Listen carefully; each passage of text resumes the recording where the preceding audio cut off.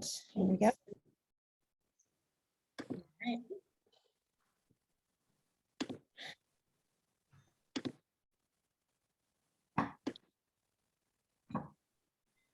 Hello, hello. Hello, everyone. Good afternoon. Hi there. Hi. Hi, Roger. Hi, Larry. Good to see you. Karen. Karen and Anna Hi. Maria. Hello. Yes. So nice So to many see you. people. I know. We're filing in. Yeah. Hello there. Great to see everyone. And Bonnie, Wonderful. you made it. Hello. She On made it. time. She was a little early. She tried to join at 11 a.m., I think. And so I said, you got to wait until this afternoon. I went 2 hours the wrong direction in time zones. Oh, I see. That makes sense. Yeah. Well, I'm glad you could make it and the timing worked out for you. You might see that the transcriptions, whatever they call it. I'm reading it and it's like coming back to me. So that has been enabled and that is sort of distracting for me. So I need to actually go in and under my more button at the bottom of my screen, I look for subtitle settings, I think it is. And then I'm able to get rid of those captions at the bottom.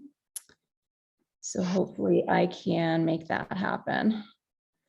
No, we watch webinars, me and my wife. She likes the transcript. I can't stand it. Right. Let's see here. There's also, yes, it's the live transcript button. Sorry, I haven't done the transcript in a long time, so I'm having trouble remembering how to get that off of my screen. If anyone knows that offhand and can help me out, that would be great. Looks like there's a hide subtitle option under more. That's it. Awesome. Kelly to the rescue. She's wonderful with all these tech things, and thank goodness she is here.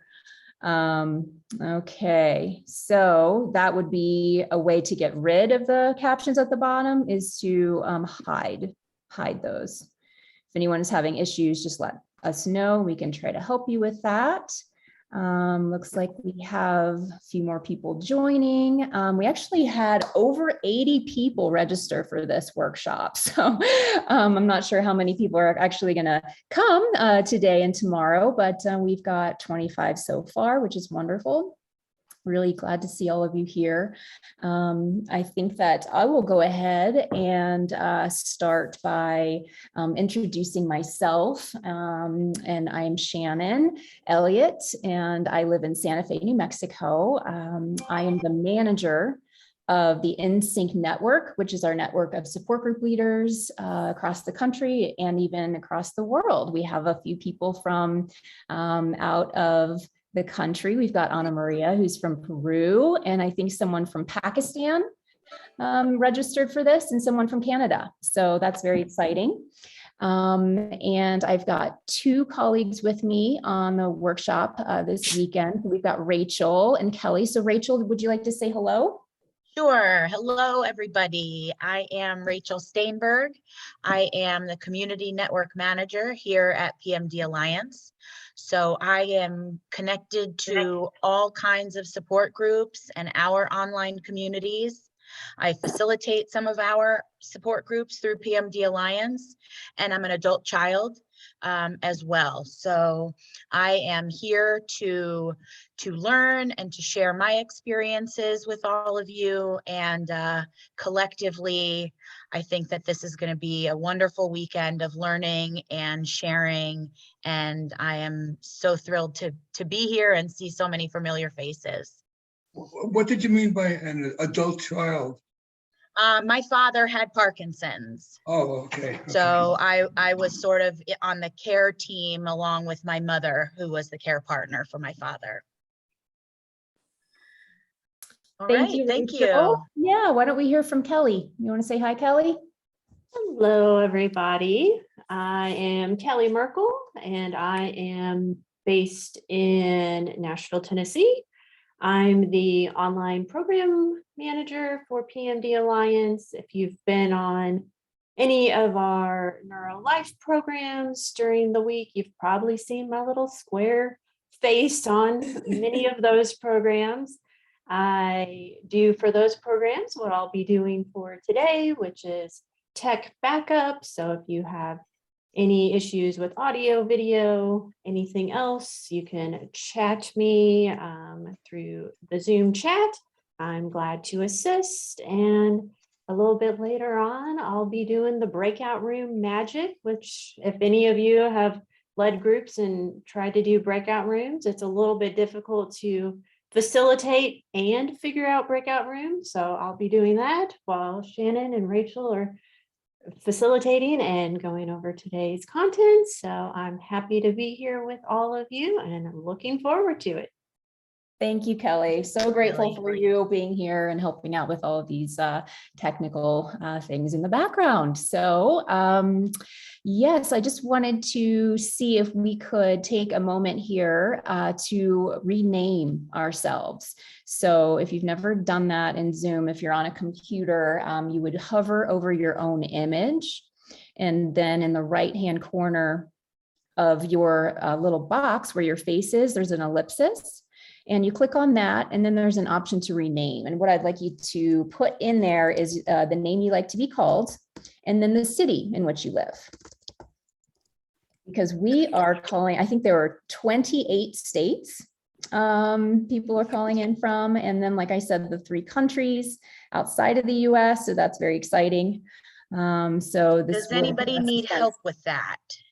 Does Yeah, anybody? I'm on an iPad, so it's a little different. If somebody could remind me, I've done it in the past. I hover over where? On So- your own picture, Steve, hover over your own picture, and on the right top-hand side, there are 3 dots and a blue button. Right. Click on that, and you'll see rename as one of the options. That's where you'll put your name and where you live. It says chat and replace pin. You know what we can do, Steve? And this is the magic of being a host on Zoom, is we can do it for you. And I lost my picture. Now We see you. I'm in the middle. We see you. Okay, so if you ever lose your Zoom screen, the easiest way to find it again is usually at the bottom of your computer screen, there are many applications. And so what you're going to look for is the Zoom application, which is the blue background with the white little video camera. And if you click on that, a lot of times the Zoom window will come forward and you'll be able to see it again. If you're having issues, hopefully, Kelly, maybe you'll be able to help Steve on the sidelines there. Yeah. The other thing is I'm in the center. And that's okay. Yeah, it doesn't matter where you're located. The Zoom windows look a little bit different for every single person. So yeah. All you want me to do is put my city in, and if you can do it for me, it'll be easier. We can absolutely do that for you, Steve. Where are you calling in Right. from?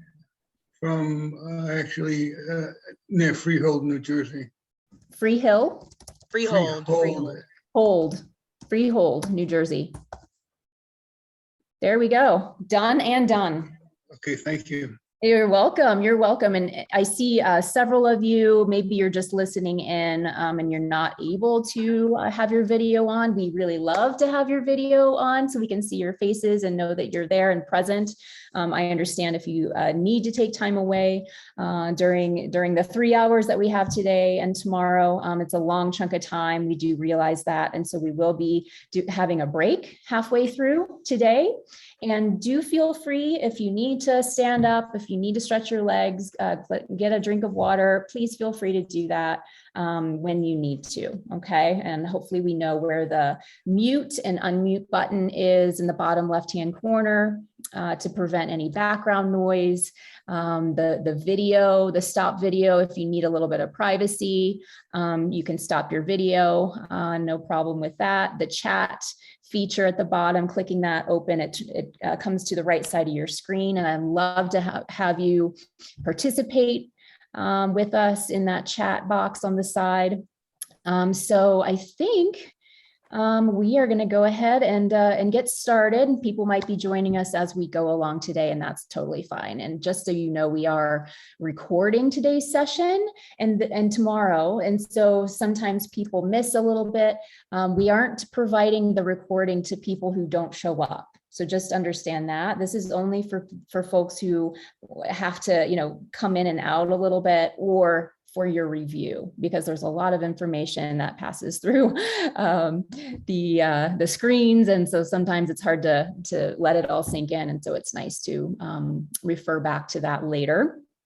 I do want to let you know that we will be learning a little bit more about who you are a little bit later. I just want to make sure everyone has arrived for the day before we do that. So I am going to start sharing my screen with you, and we can get going here. All righty. Hopefully this is showing up. Yep. Okay, perfect. Excellent. So yes, welcome to our In Sync workshop. And this is our national version. So we have invited people from all over the country and the world to join us today. Normally we do regional workshops, but we realize not everyone lives in a place where we hold those regional workshops. So this is for everybody. Glad you are here today. I just want to thank you for being here. It means a lot that you have come, and just how dedicated you are to your groups, whether you are currently a support group leader or maybe a prospective support group leader. We just are really appreciative of everything you do in your communities and for coming and learning and sharing with one another. I just want to highlight that, you know, things are obviously very uncertain and challenging during this time in the pandemic, and every single day it seems like we get new information, new news, and we're just constantly having to adjust. So I think it's very important that we're all here and that we can share with one another strategies. How are we trying to reach out to our support group members, making sure nobody's falling through the cracks, things like that. So I just want to applaud you all for taking the time this weekend to be here and learn. So I hope that everyone here did receive the preparation email. There was a PDF that was attached, and I was hoping that you could print that out in advance. And the reason I ask you to do that is because some of the resources that we have for you is such small print that if I were to put it on the screen, it would be very difficult for you to read it. So sometimes it's nice to have it in front of your own face, and you can go through the materials that way. So hopefully you have those and a pen or a pencil to write with, and your glass of water or tea, whatever you might need to keep yourself hydrated and alert as we have our 3-hour session. So moving forward, I'm going to talk about what we call our collaboration agreements. So this is a slide that points out some of the expectations that we have for each other, with each other as we participate in the workshop. It's how we all agree to approach our interactions with one another to make sure that they're respectful and productive, and just to get everybody on the same page. So first of all, we have here muting your mic when necessary, right? So sometimes we have that unexpected background noise. So just go ahead and mute your mic when you need to, and then unmute if you have something to say. Just a reminder to listen deeply to one another. Yes, sometimes we get in our own heads and our own thoughts. And so we just need to remind ourselves, especially as support group leaders, to be thinking about that. And I just want to point out too, the things that I am talking with you about here, always think of it as how you can utilize these things with your own group. So I call it kind of a meta thing. So I'm teaching you all, but then you all can be using this information for facilitating your own groups. And so coming off of this listen deeply agreement here is this yes and agreement, and that is coming from the improv world. So it's saying, yes, I hear what you're saying, and I have this other thought, instead of being more negative by saying, oh, I don't agree with you. Just say, yes, I hear you. And so just reminding us all as we are working through our breakout room, specifically when we're having these conversations. Moving with intention. I really love this little rollerblader lady here. So it's amazing how quickly our 3 hours are going to pass. So just to please remember to let everyone have a chance to speak and being mindful of that. Being patient with technology. So as we are learning Zoom and all the little functions and iPads and iPhones and all the various devices we can be on, just please be patient with the technology itself and also with us as the operators, because sometimes things go awry, as you might have experienced on your own, running your own meetings on Zoom. So just a little reminder for that. Let's see here. Let's see, I'm going to mute there. There you go, Steve. Okay. So in that preparation email that everyone got, there's a link in there for an in-sync agreement. And so hopefully you were able to access that online agreement, read through that, and then sign it at the bottom by clicking in the box. So let us know if you did not receive that. We can resend that to you, no problem. Okay. Here we go. So we've got, that's okay. Yeah. So you might notice on my screen here, can you see the little red hash? So someone may have used their annotation. And so as the host, I can clear that. I just need to take a moment to do that. Hopefully that'll work. Yes. Okay, good. So we won't have a little red mark on the screen anymore. All right. So in sync, I always like to start our workshops off by asking the question, what does it mean to be in sync? And yeah, so no, it's not only the boy band from the 90s. So we have our in sync network here at PMD Alliance, which is all about our support group leaders and support groups. And so there are many ways to be in sync with one another. And that would include being in sync with your peers, your fellow support group leaders here in the workshop with you. You can also be in sync with your group members, right? So those people who look to you for reliable information and for support. We can be in sync with the larger movement disorder community, right? So we can get resources and create connections both nationally and internationally.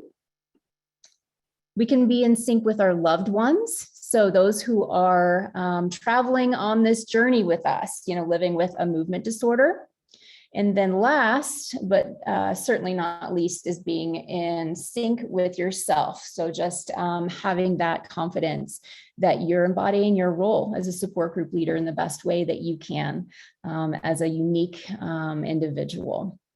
So again, we would all like to welcome you to our 2021 In Sync workshop, and we hope that you can make some friends today and tomorrow and gain some new skills, maybe some new insights into how others are approaching this crazy time that we're living in. Okay, so I am going to stop sharing my screen. All righty, and see if I missed anything in the chat. It looks like I think I'm okay. All right, so for those of you who I don't know, I come from a dance background. So I started working with the Parkinson's community because of Dance for Parkinson's, Dance for PD. I did a training and I started a group in Santa Fe where I live. And so that's how I got to start working with this wonderful community. And so what I'd like to do right now, and this is kind of fun, is we were just talking about how to be in sync with people and more in a intellectual cognitive way, but I'd like to also demonstrate that with our bodies. And so this is just a little warning, we might do a little bit of movement and hopefully everyone's good for that. I would love to see more faces and more bodies if you feel comfortable turning your video on, for those of you who are now hidden. But what I'd like to do is demonstrate how we can be in sync with one another in our bodies as well. Okay, and just get a little bit of movement going. That's going to help us become more present here with one another and in our bodies and in space. So we're going to be doing something called a mirroring exercise, like looking into a mirror. Has anyone done that? You can put your hand up just like this if anyone has done mirroring before. I see 2 hands, 1, 2, 3, 4. Okay, so it might be new for some of us. And so this is a fun exercise that we like to incorporate in Dance for PD classes.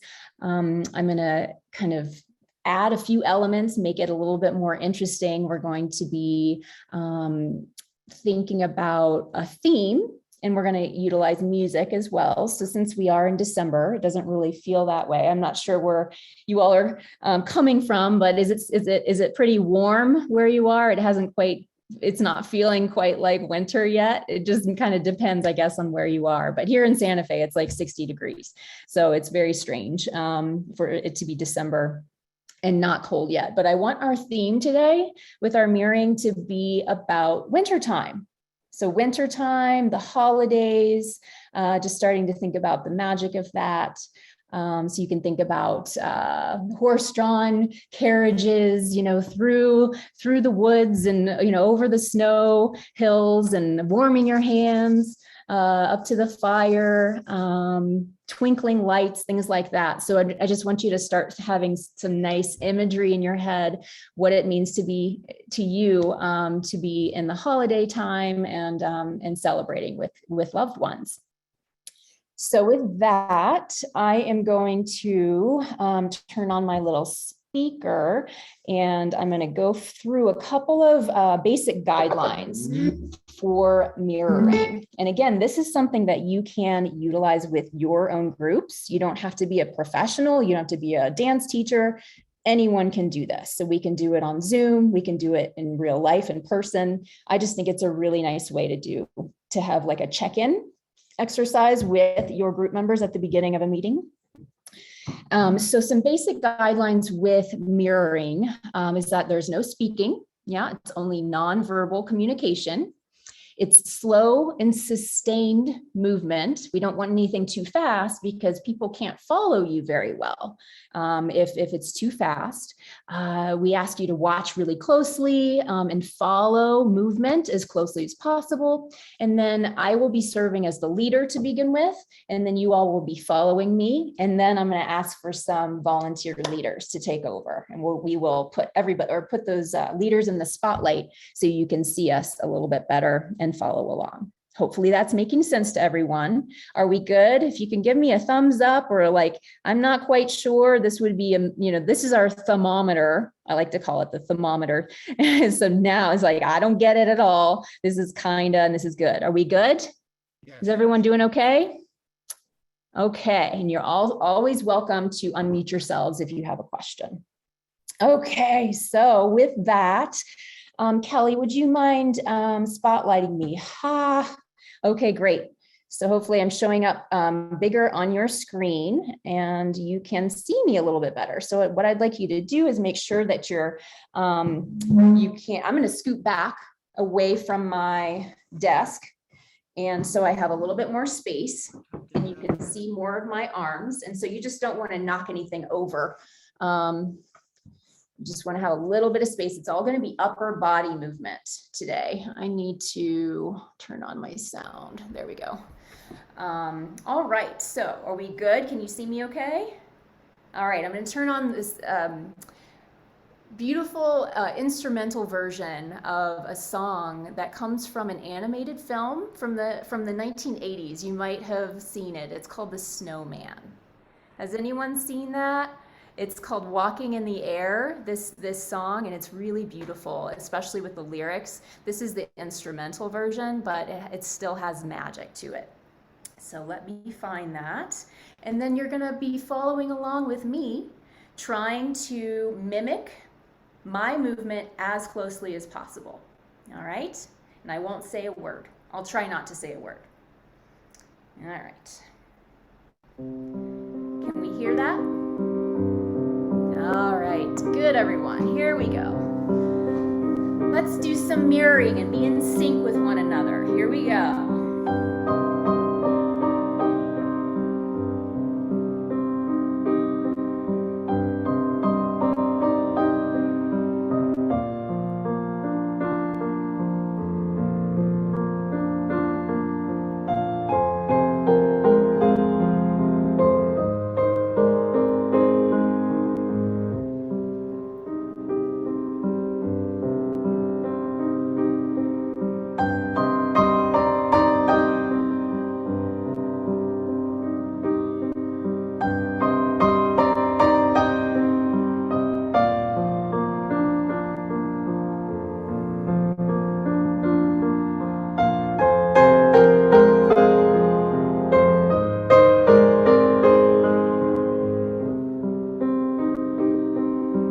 Very nice. Good, everyone. All right, I want to see who wants to lead now, and we will make you in the spotlight. Can someone raise your hand? Will you lead our movement for us? Who's a brave soul today?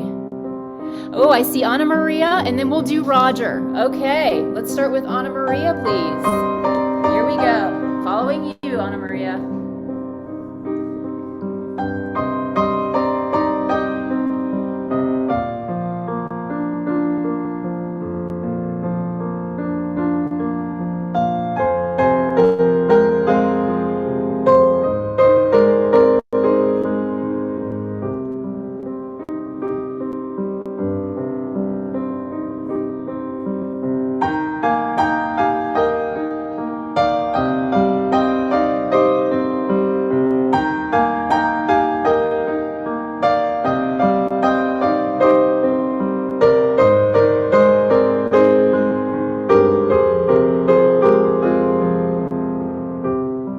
Lovely. Thank you, Anna Maria.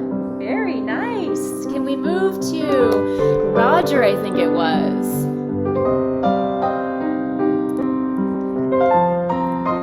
Here we go.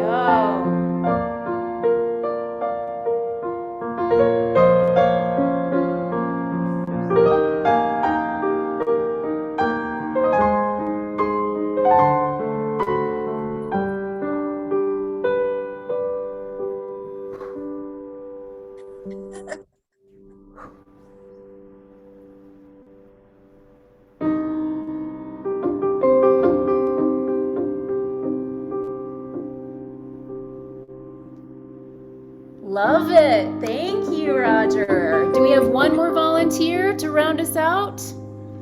Let's see. Any hands? I see Isabel. Can you find her, Kelly? There we go.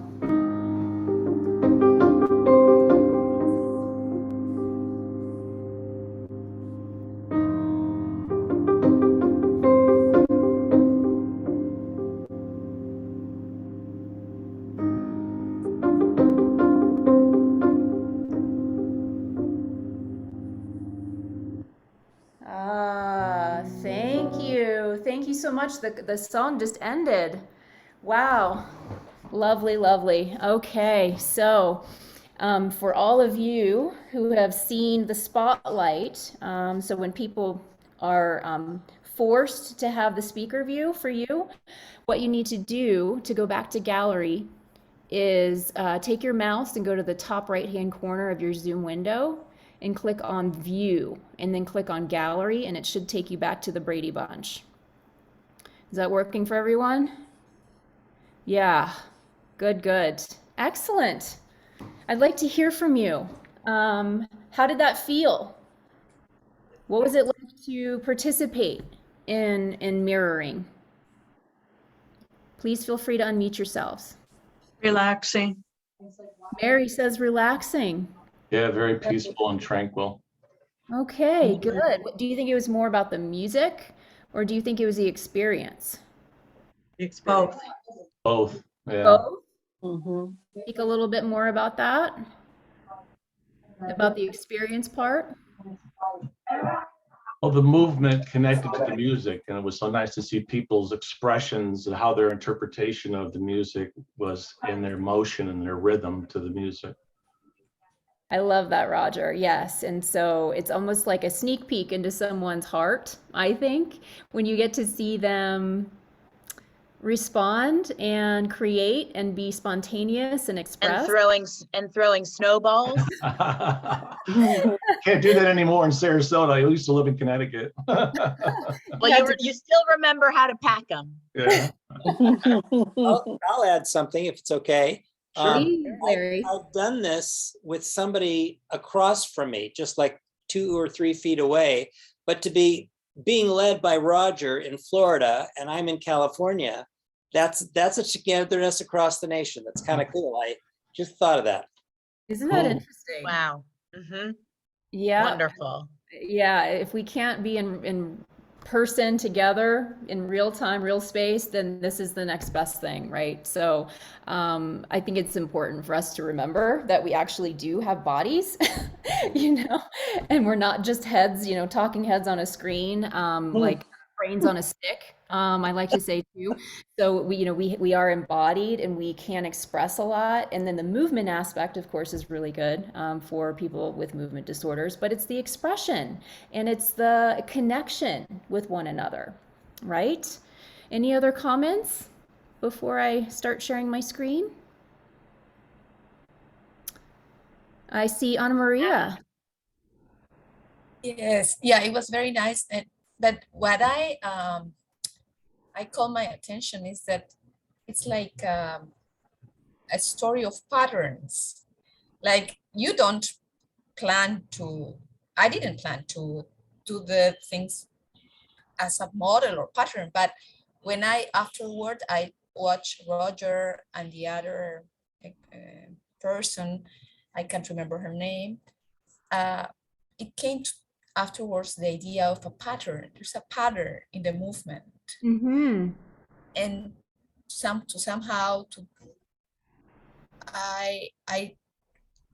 I don't know, I tried to do it slowly so people could to follow and Yes. we could enjoy together, Right.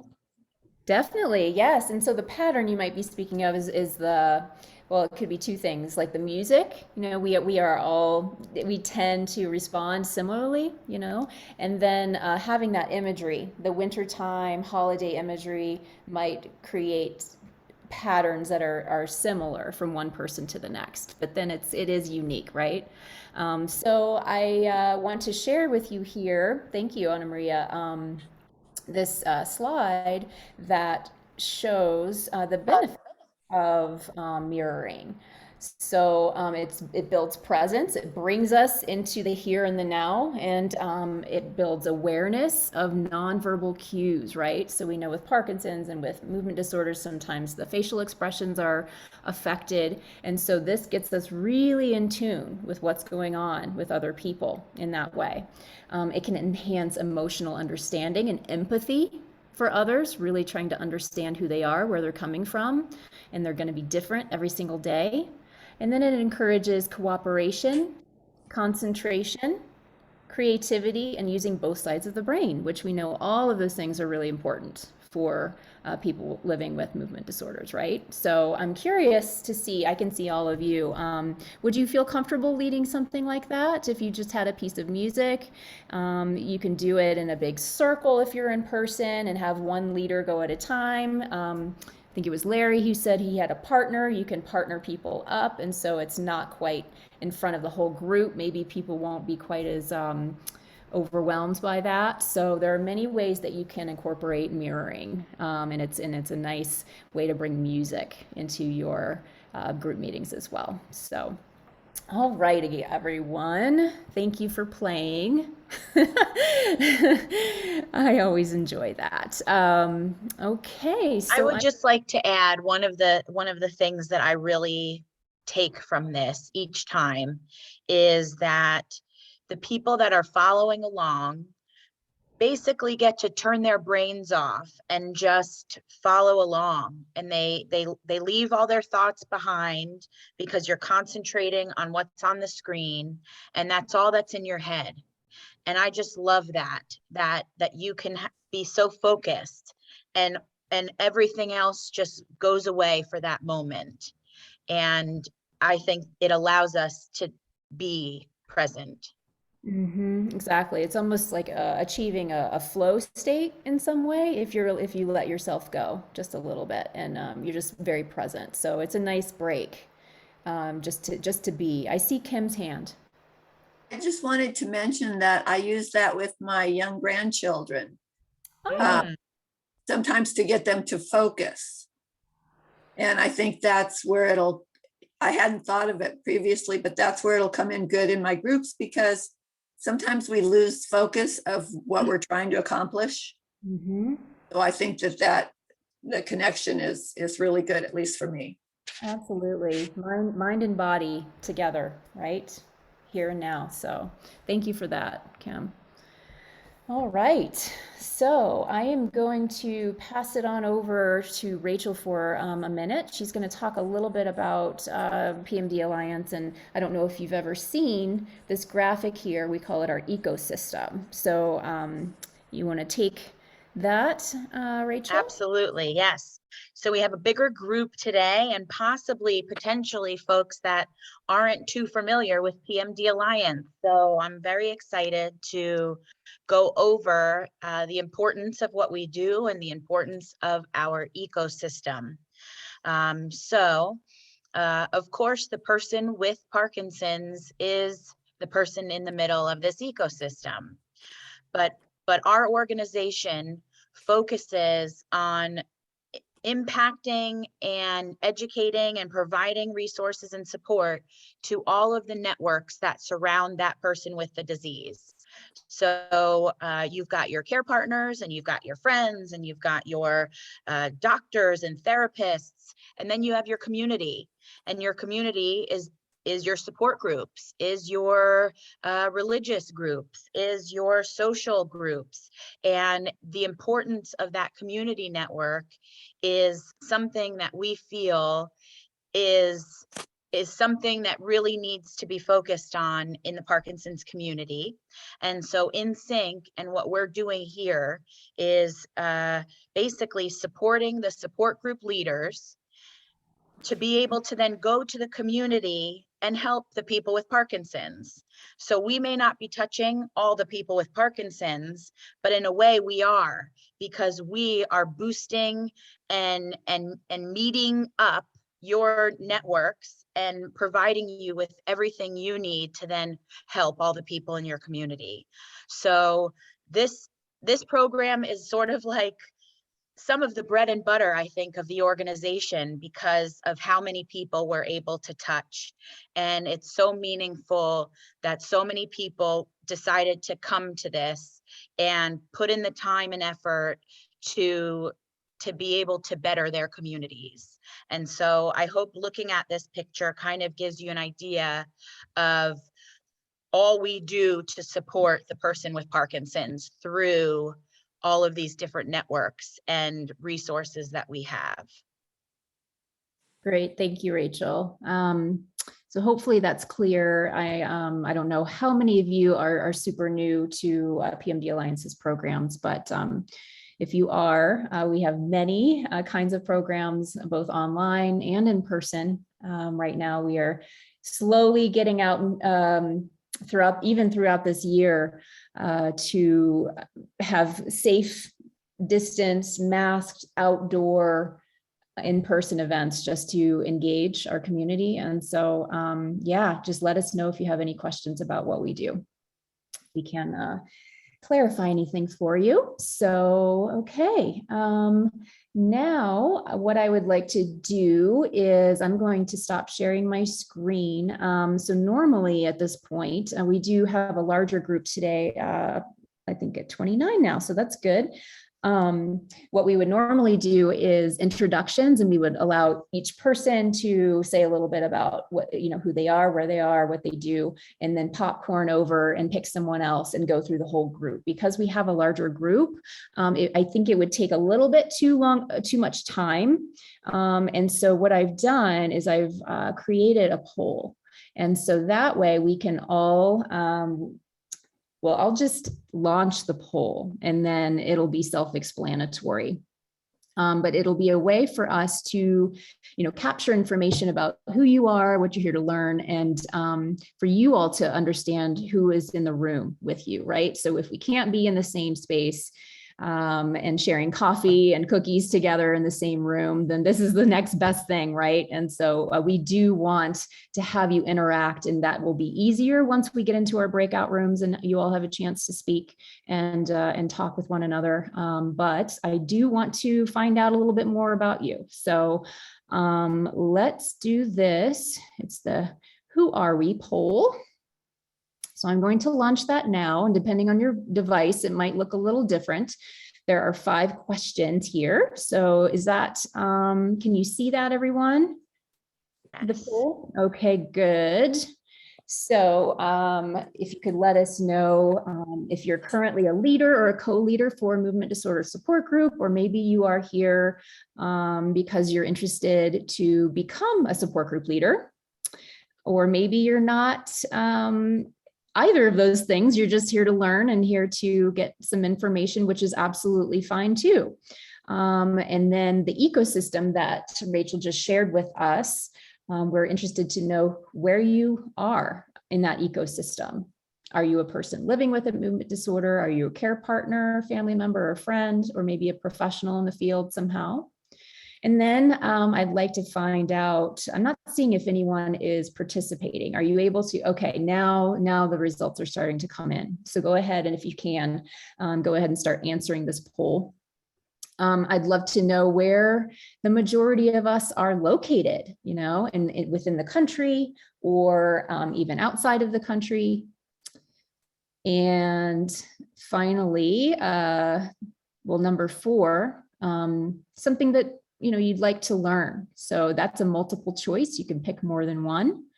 And then what I'd like you to do is utilize the chat box to write one word that describes how you're feeling today. We have our first word in the chat. Curious. Curious. All right, Joe. Joe. Curiosity. I love that trait in people. Interested. Nice. Good. Yeah, we only have 8 people who have participated in the poll so far. Hopefully it's self-explanatory enough. If you're having a lot of issues, let us know and we can try to help you out. I have you said somebody wrote something. I just see a choice 1 and a choice 2. Oh, I see. So there has to be an option for clicking on when you write a question in the poll. And so what I was hoping with question number 5 is that in the separate chat box, in the chat feature, is that you would pick a word, pick a word on how you're feeling today, and then type that in the chat. So I'm not actually asking you to do choice 1 or 2, but maybe you have to pick something to even close out your poll. Eager to learn, inspired, love that. Good. Okay, so we're up to 18 people. Love that. Sharing. Mm-hmm. And somehow I lost the poll. I didn't finish it, but I clicked on something and cleared it. So I see. Okay. Well, it's it's okay if it doesn't submitted. No worries. All right. So I am optimistic, motivated, happy, encouragement. Oh, I love these words. These are all great. Okay, great. I'm going to end the poll, even though not everyone has finished it. I just want to go ahead and share the results with you so we can see who's in the room. So we've got mostly people who are currently support group leaders here. We have a few prospective, and then someone is here just to get information. Awesome, welcome. The ecosystem question. We've got equal people represented, who are people who are living with a movement disorder. We've got care partners, and then a couple professionals here. Equal really interesting distribution in the locations. Are you seeing that? So we've got all over the map. Good to know. So you can see if Nobody's on another planet? no one's on it. Well, it might be me. I might make. It was tempting. What's that? It was tempting to answer on another planet. Oh, that would have been great. I was wondering if anyone was If going to go anybody for would. it. Yeah. And then I've come here to learn. So networking, the tips and tricks, best practices. So it looks like we've got a lot of different reasons why people are here, which is great. And there are going to be opportunities for asking questions and sharing. And so just keep those things in your mind as we move forward today and tomorrow. All right, everyone. Well, thank you for participating in that little poll. So we kind of get a sense of who you are, and then we'll be able to hear a little bit more from you, from your mouths, hopefully within the breakout rooms. Okay, I am going to share my screen again, and we'll look at the agenda that we have planned for today and tomorrow. So hopefully you're seeing that. So we have already started the introductions, and then we're going to be covering what we call the fear to growth model. Yeah, so the importance of connection. And then we're going to have a round table, our breakout rooms toward the end of our session today. We're going to have some partner guests join us at that point tomorrow morning.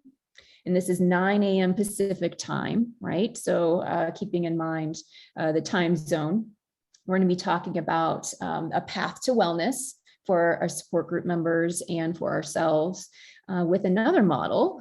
I like models.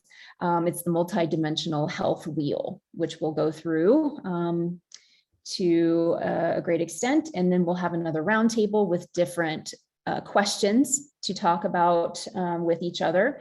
And then we're going to talk about how to make meetings more engaging and how to bring play into our groups and our meetings, because that's really important. So I am going to now share another poll with you, and this is more to do with your groups and what you plan to be doing with your groups in the near future, given all of the uncertainty and such. So I am going to stop sharing my screen again so I can see all of you and then share the poll.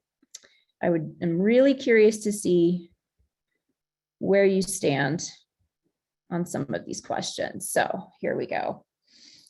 What do you want to prioritize in your support group meetings moving forward? And this is a single choice. So educational content, guest speakers, emotional support and sharing, or a combination of the above. Okay. Second question is, how important is it that your group members know each other? Very, somewhat, or not that important? And then the last question is about what makes your group really have a nice dynamic, that what makes it gel.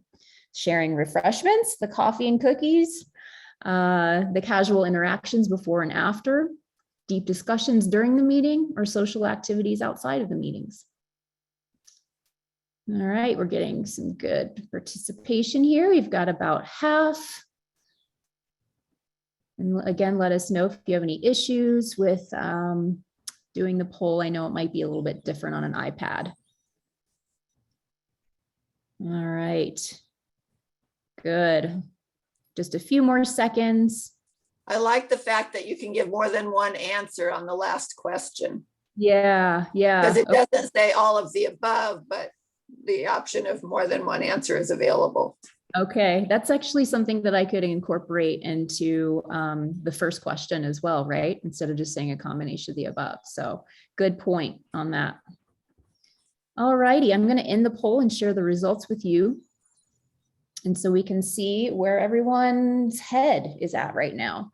So it looks like the combination is the primary response, meaning all three of the above aspects of meetings are important, but the emotional support and sharing, 6 people actually said that is the primary reason why they are holding their meetings, which is it's really good to to realize and notice, because there's a lot of information and webinars, and there's a lot of information already available online through PMD Alliance and other organizations. So maybe spending a little bit more time and effort and energy on the emotional support perhaps could be a way forward. How important is it that your group members know each other? I think that it's clear that that's a very important thing, and we need to know each other as human beings and people and support one another. And then making the group gel. So interesting distribution there. Deep discussions are important, the casual interactions. Sharing refreshments, not so much, and social activities. Especially these days, we can't really get together very easily, can we? So in the past, we might have had parties around the holidays or happy hours or groups, affinity groups, people who like to walk or garden, things like that. Unfortunately, that is not happening like it used to. So I'm going to stop sharing that. Well, thank you for participating in that. And hopefully that's informative for you. And it's really just, it's kind of whetting your palate, as we move into some discussions coming up, just to start to get you thinking about some of these things. Okay, so I'm going to take a glance at the time. All righty. I think we're pretty good here. So I'm going to share my screen again. All righty. I've got two screens in front of me. So this is always an interesting dance that I have going on over here. I'm not the best at multitasking, let me tell you. Okay, so new normal. Have some of you used this term? Have you heard this term being thrown around recently? I think it's pretty interesting to think about. So what does it even mean? How do we even start to conceive of this idea? The world has obviously gone through dramatic changes over the last 2 years. It's turned upside down. And so how does that relate to us as support group leaders? A lot of us might be wondering, what does the future hold, right? Can we get back to some sort of semblance of what life was like before COVID? Or do we even want to go back to the way life was before, right? So I wanted to share this quote with you. Charles Eisenstein, I've enjoyed some of his podcasts and things. He's a kind of a modern day philosopher of sorts and teacher. And he focuses on themes like consciousness and human cultural evolution, just really kind of an interesting man. So he says, we sense that normal isn't coming back, that we are being born into a new normal, a new kind of society, a new relationship to the earth, a new experience of being human. Is anyone here, does that resonate with anyone? Yeah, I see a couple of head nods. Yeah, some thumbs up. Yeah, it's nice to get the visual cues here through the screen since we're not in person. So yeah, with each passing day, more of us are acknowledging that COVID is really going to bring about permanent changes to our society, to just the way we live our lives on an everyday basis. And there are lots of different ways that people are expressing this sentiment. And it can really depend on what perspective they're coming from. Is it from a personal perspective or social or political? But I just thought it was kind of fun to look at the research, or I did research rather, and I saw how different people are referring to this idea of what's coming next. So, since, the new normal, it may not actually be what we should, strive for, that term, because normal, the way things were, hasn't really worked for a lot of people in the world, here in our country and globally, a lot of inequities, it's like, okay, maybe we need to start thinking about an entirely new way of life, which would be a new paradigm. So maybe we should start thinking about how do we make things better, not going backward in time, but how do we make things better? And then here, this next normal phrase is something that is used in the business world, which I thought was really interesting. Economists used that to talk about how business looks because things are changing so quickly with the pandemic and the way business works. The new abnormal, that's the kind of a funny term that I've heard used because, you know, does normal even exist, right? And then this last one, I saw a tote bag a while back. Someone had a tote bag and it said, "No one is normal." I'm like, yep, that's pretty much true. I agree with that. So I'd like us here to talk about the pandemic and how it has affected the Parkinson's community, the movement disorders community, what the challenges have been.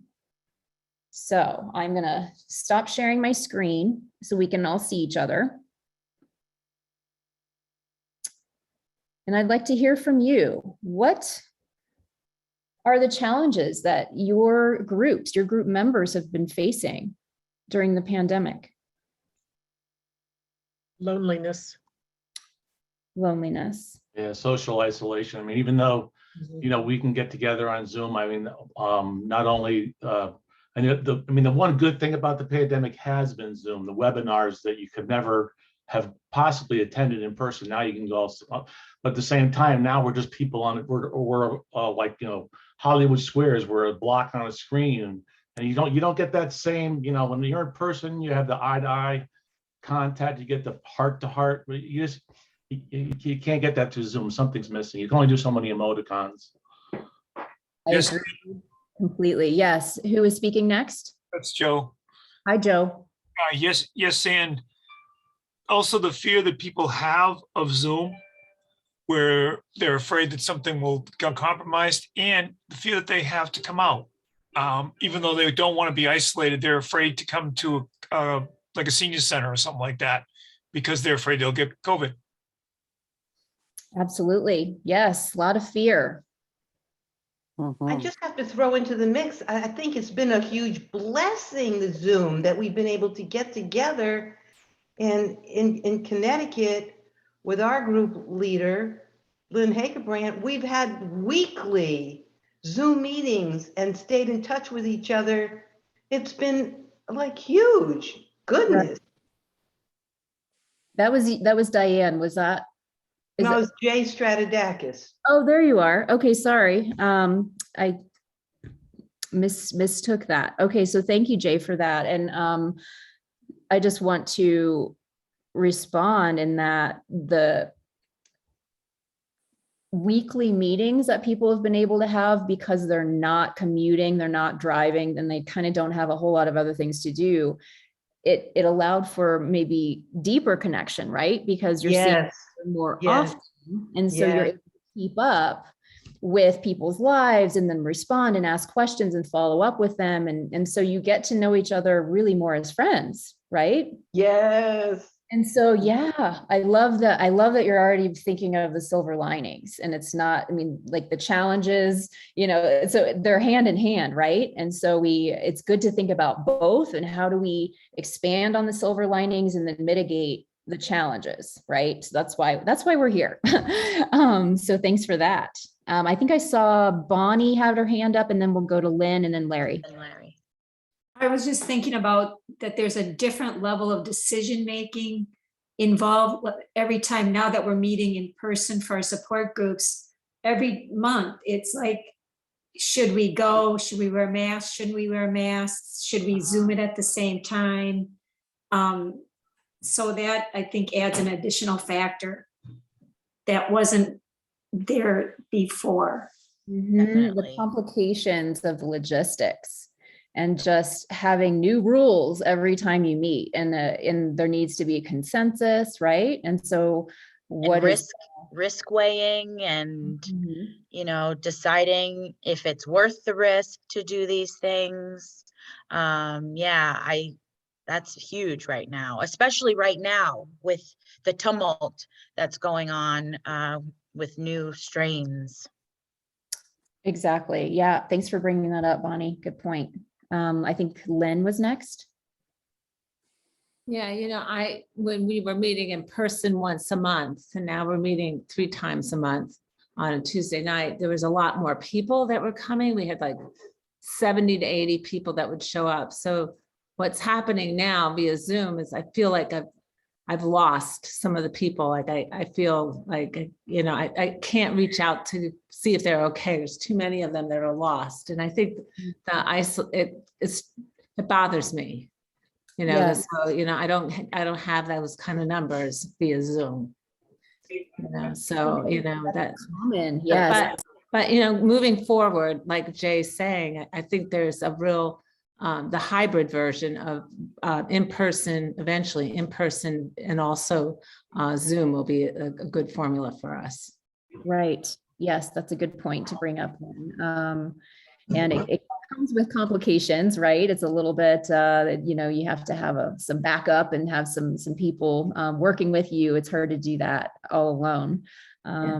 But we are a team. We have a team effort. We have a team. That's great. That's wonderful. And that's so important to have co-leaders and people you can rely on to help out. And I just wanted to point out the numbers thing and how people were coming in person. A lot of people would show up, and then Zoom, it's maybe fizzled out, or maybe some never got on there. And just remembering the importance of touching base with those folks from just a basic phone call.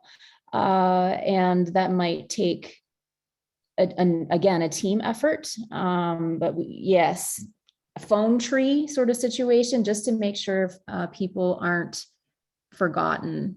And falling through the cracks. So I think that has been a strategy of certain support group leaders to make sure that those folks are, they're stayed in touch with, and in some regard, we know what's going on with them. Larry, I think you had your hand up. Sure. Rather than repeating everything that people have already said, I would concur with everything that's been said regarding our group, which is a weekly group, first in person, then Zoom.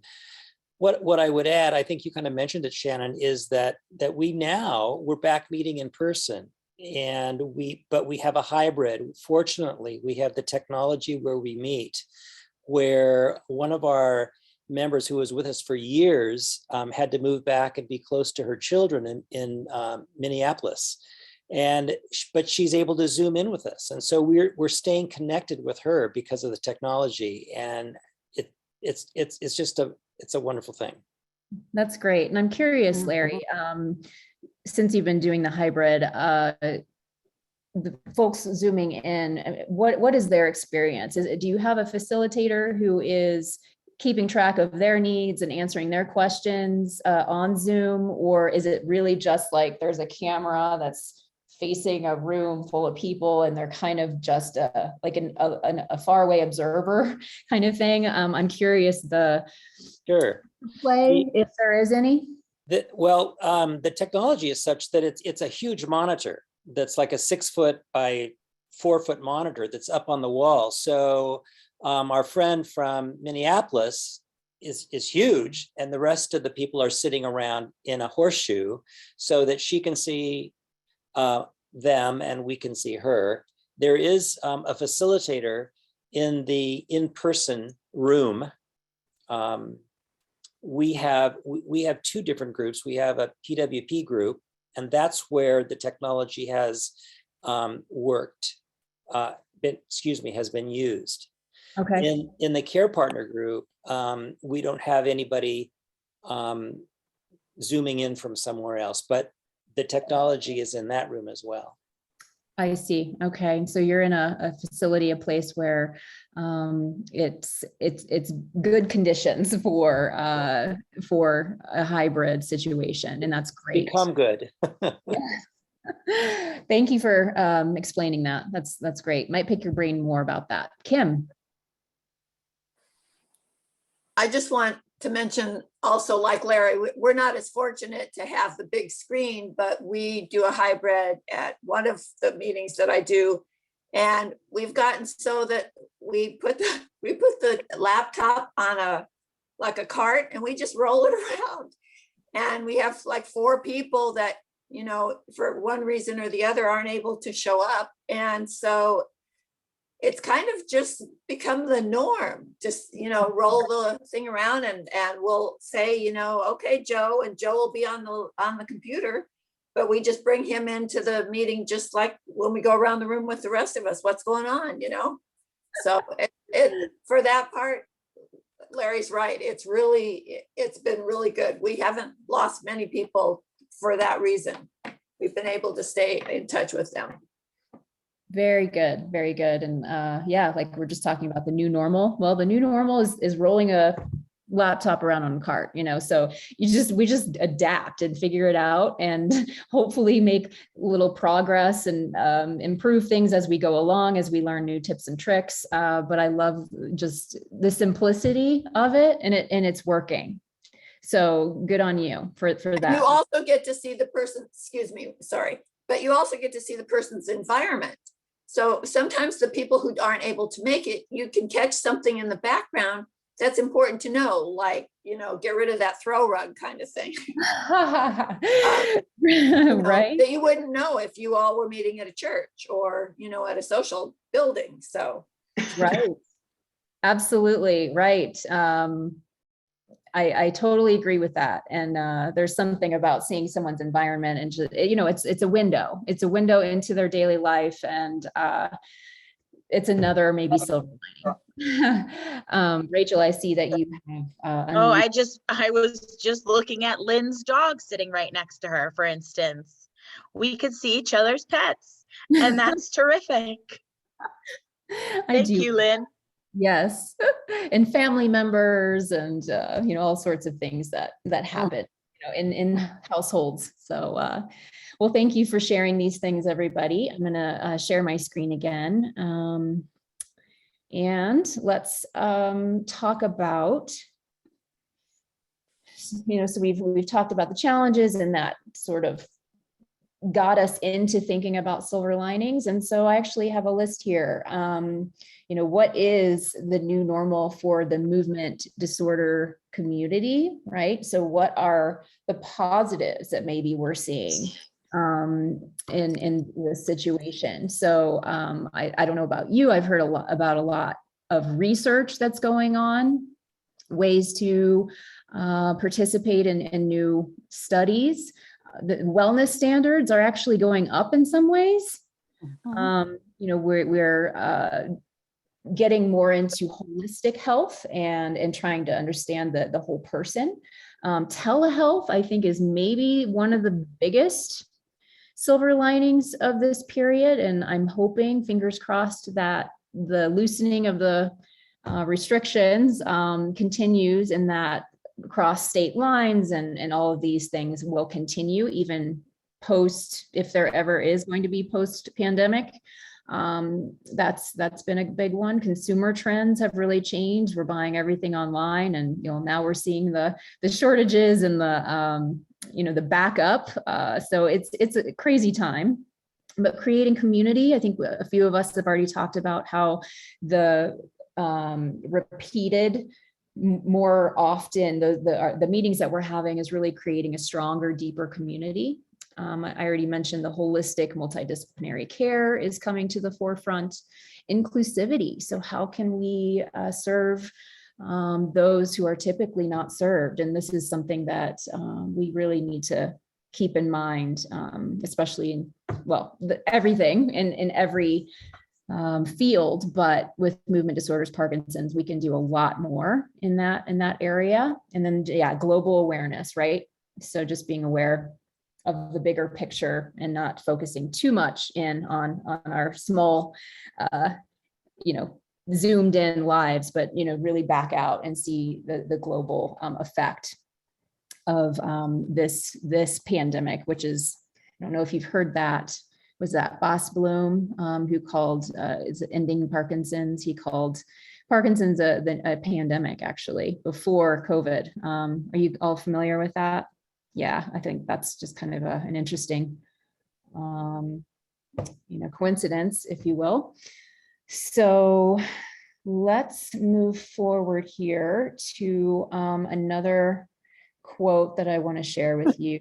So this idea of new normal, how we're going to continue to change and adapt as we need. So this is a quote by someone named Robin Sharma, who is a well-known speaker on leadership and personal mastery. And he says, we have a normal, and as you move outside of your comfort zone, what was once unknown and frightening becomes your new normal, or maybe strange, or, yeah. So we are required to shift and grow because of outside influences and experiences, things that we can't control and things that are challenging and potentially scary for us. And eventually those things are just going to be part of our experience and our everyday lives. And so we can think about moving from a fear space into more of a learning and a growth space. So that's what I want to share with you now, is this model that I learned about. I've been partaking in many, many kinds of webinars in many different fields. And so down here at the bottom, you might see this logo. So the National Wellness Institute is a nonprofit that I've really been following, and they have great webinars talking about well-being and health. And I've just really enjoyed the work that they're doing, and they have a lot of free resources. And you might have seen in your packets that were sent out to you, not sent, but the PDF that was emailed to you, there are a lot of resources from the National Wellness Institute in there. So this little diagram here is all about going from fear into growth, or into learning, and then into growth. So fear is where, who do I want to be? How do I want to behave? How do I want to act during COVID? Yeah. So these are some of the behaviors that we might have seen. We all might have been caught off guard by the pandemic, and we might have been surprised at ourselves at maybe certain behaviors we've done, or perhaps surprised at the behaviors of others around us, right? So hoarding toilet paper. Did anyone do that? No, not going to admit it. Yeah, so hoarding things. Let's see, complaining a lot, forwarding information that maybe wasn't fact checked, things like that. So that's fear zone. This is where we want to move away from. And then as we move into the learning zone here, we're starting to open our minds a little bit. We're starting to let go of things that are out of control. We can name and identify our emotions, be a little bit more emotionally intelligent. We're not consuming things that are harmful to us, verifying information before sharing it, that sort of thing. So this is the learning zone. And then ideally, what we want to be doing as people, as humans, is moving into this growth space. So finding a purpose, showing lots of empathy for ourselves and other people, having gratitude, finding ways to adapt, which we've been talking about already in our workshop today, practicing patience and calmness with others. So I just want to pose this model as not only something that we might be experiencing here as support group leaders, but if we think about this in terms of our support group members and where they might be on any given day, and that is influencing how they show up, or maybe they don't show up, or their behaviors, or just maybe their interactions with others. So it's just something to it's a way to frame how people are interacting with others and how they might be showing up to your group meetings, right? And so realizing too that this is something that can shift on a daily basis. Like maybe, I don't know about you, but when I heard about the new variant, all of a sudden it's like, oh gosh, and so maybe I went back a couple of steps, and then, and then I heard about, there are possible treatments coming out very soon. It's like, oh, well, maybe that's a little bit more of a relief. And so, it's this track, it's this, you can go from one zone to the other. So I'd like to get into it just a little bit more in depth. And I'm apologizing in advance for all the words. There are lots of words on these slides. And the reason for that is when I send the PDF of the slides to you, then you'll have all the information there, right? So it's something that you can take away. You don't have to worry about taking notes of all these words. So fear zone, what does that look like? Panic buying, being easily annoyed or frustrated. I know I'm there a lot. Stalking or hoarding, crying episodes, just like deep emotional breakdowns sometimes. And it's just, you don't even know where it comes from. Issues in your body is starting to speak to you, headaches and stiffness and not feeling well, worrying all the time, obsessing about things that you can't control, and taking too many precautionary measures too often. So maybe going too far with that and maybe isolating yourselves too much. So that would be fear zone. Learning zone. Okay, so starting to release control. Yeah, so meditation, deep breathing, all of these things help. Stop consuming what doesn't make you feel good. Starting to make better choices, right? Whether that be food or other substances that may not be good for you. Sharing positive and empowering information with others instead of just forwarding the information that is the fear mongering stuff. Like we don't want to spread that, right? We want to share positive things, especially with our support group members. Talking freely about your feelings with those that you care about, right? So creating deeper connections and having a way to get things off your chest, right? So it's you don't feel so alone. Keeping yourself engaged in productive and healthy self-care activities, right? So who here, I can only see about half of you have your video on, but can you show just by your hands who does actively you have self-care things that you do for yourselves that you need? Elizabeth, good. I like to, and Larry, Roger. Okay, I see Joe has his little, okay. So hopefully that we do know how important that is to understand what it is that we need and how to take care of ourselves, especially as support group leaders, right? So we have our own issues going on, and then we feel the impact of others that we are trying to support and be there for, right? Not creating a dependency of any type of substance, be it caffeine or drugs. Keeping your body, brain, and soul healthy with nutrient-filled food. Wishing the world and all people well. The meditation thing is a really good practice to have. Wishing people health and happiness and peace and joy. Exploring new hobbies and enjoying them. Has anyone taken up new hobbies during COVID? Roger, what did you take up? I took up an old hobby that I used to do before COVID hit. It's sim racing online with the people in this communities with similar interests, similar cars, similar programs, and it renewed my love of racing.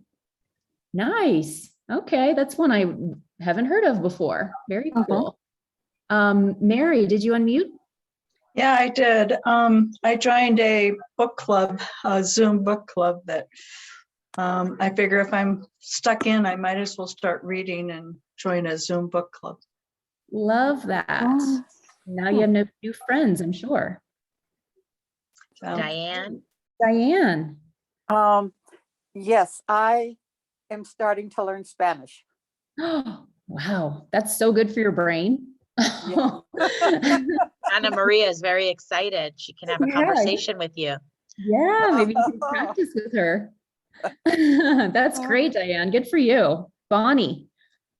I actually was inspired by someone in our support group. I'm one of the facilitators who would bring these beautiful quilts that she had hand stitched, even though she has quite a strong tremor. And I had recently given away all my counted cross stitch supplies, thinking I tremored too much. And I decided if she can do it, I can do it. So I've been doing little counted cross stitch little ornaments, and it also keeps me from falling asleep when I'm trying to watch something on TV. Excellent, productive, and yeah, and creative. That's wonderful, Bonnie. And then I think I saw Joe. He had a little icon in his box. Yes, you did.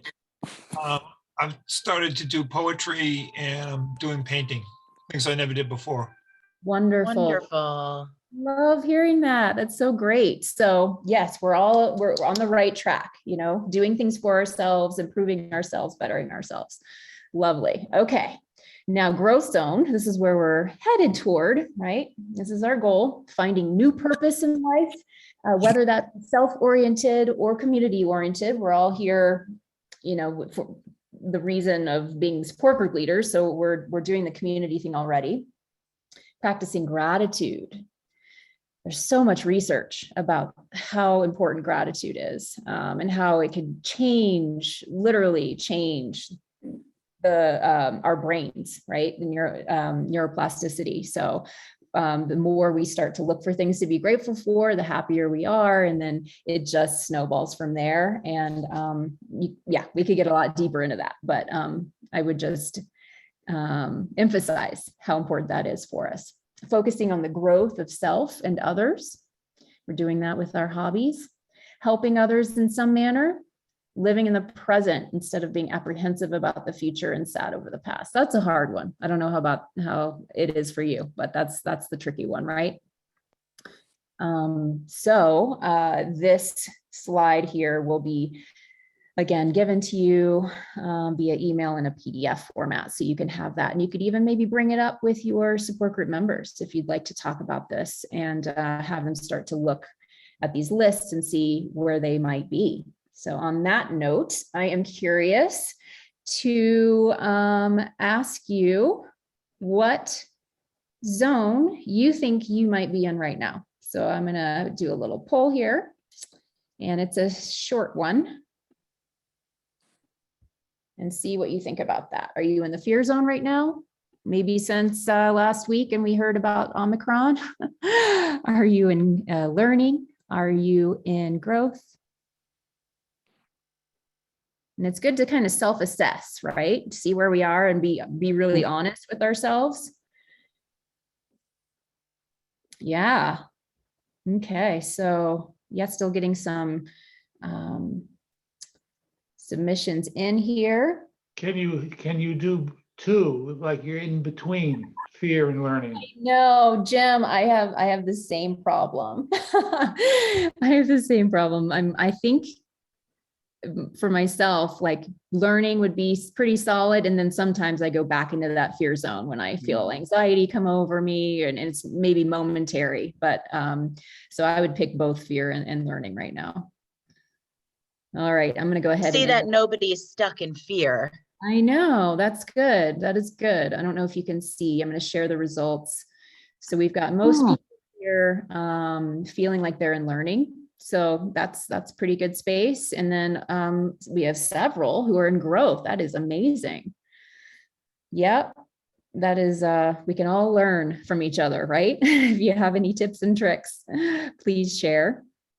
So with that, thank you for participating in that little poll. We've got. Can I make one comment about this fear to growth model? I'll just speak for myself, but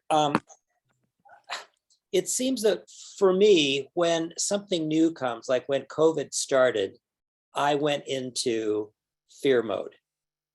And I had to work myself out of it over time. But environment affects me a lot. So there are moments when I'm thrown back to fear. And we're talking about COVID right now, but that's true for a lot of other things too. So I think as a human, it's important for me to even embrace that fear, because if I can accept that I'm in this place of fear, then the question, how do I want to be? What do I want to do? to get out of that and get Yes. productive, you know. So I didn't say I'm in the fear mode right now because I'm not, but I might be tomorrow. Yeah. Exactly. Exactly. It changes even within one day. It might shift quite a bit. Thanks for that comment there, Larry. And I think the self-awareness piece is super important, and just being able to say, I'm in that fear space right now. And then what you said, asking the question, you know, or maybe saying, you know, why am I here? What is the lesson? What can I learn from this? And then that will What do I need to do to get me to the next zone? Yes, yes. And it's that constant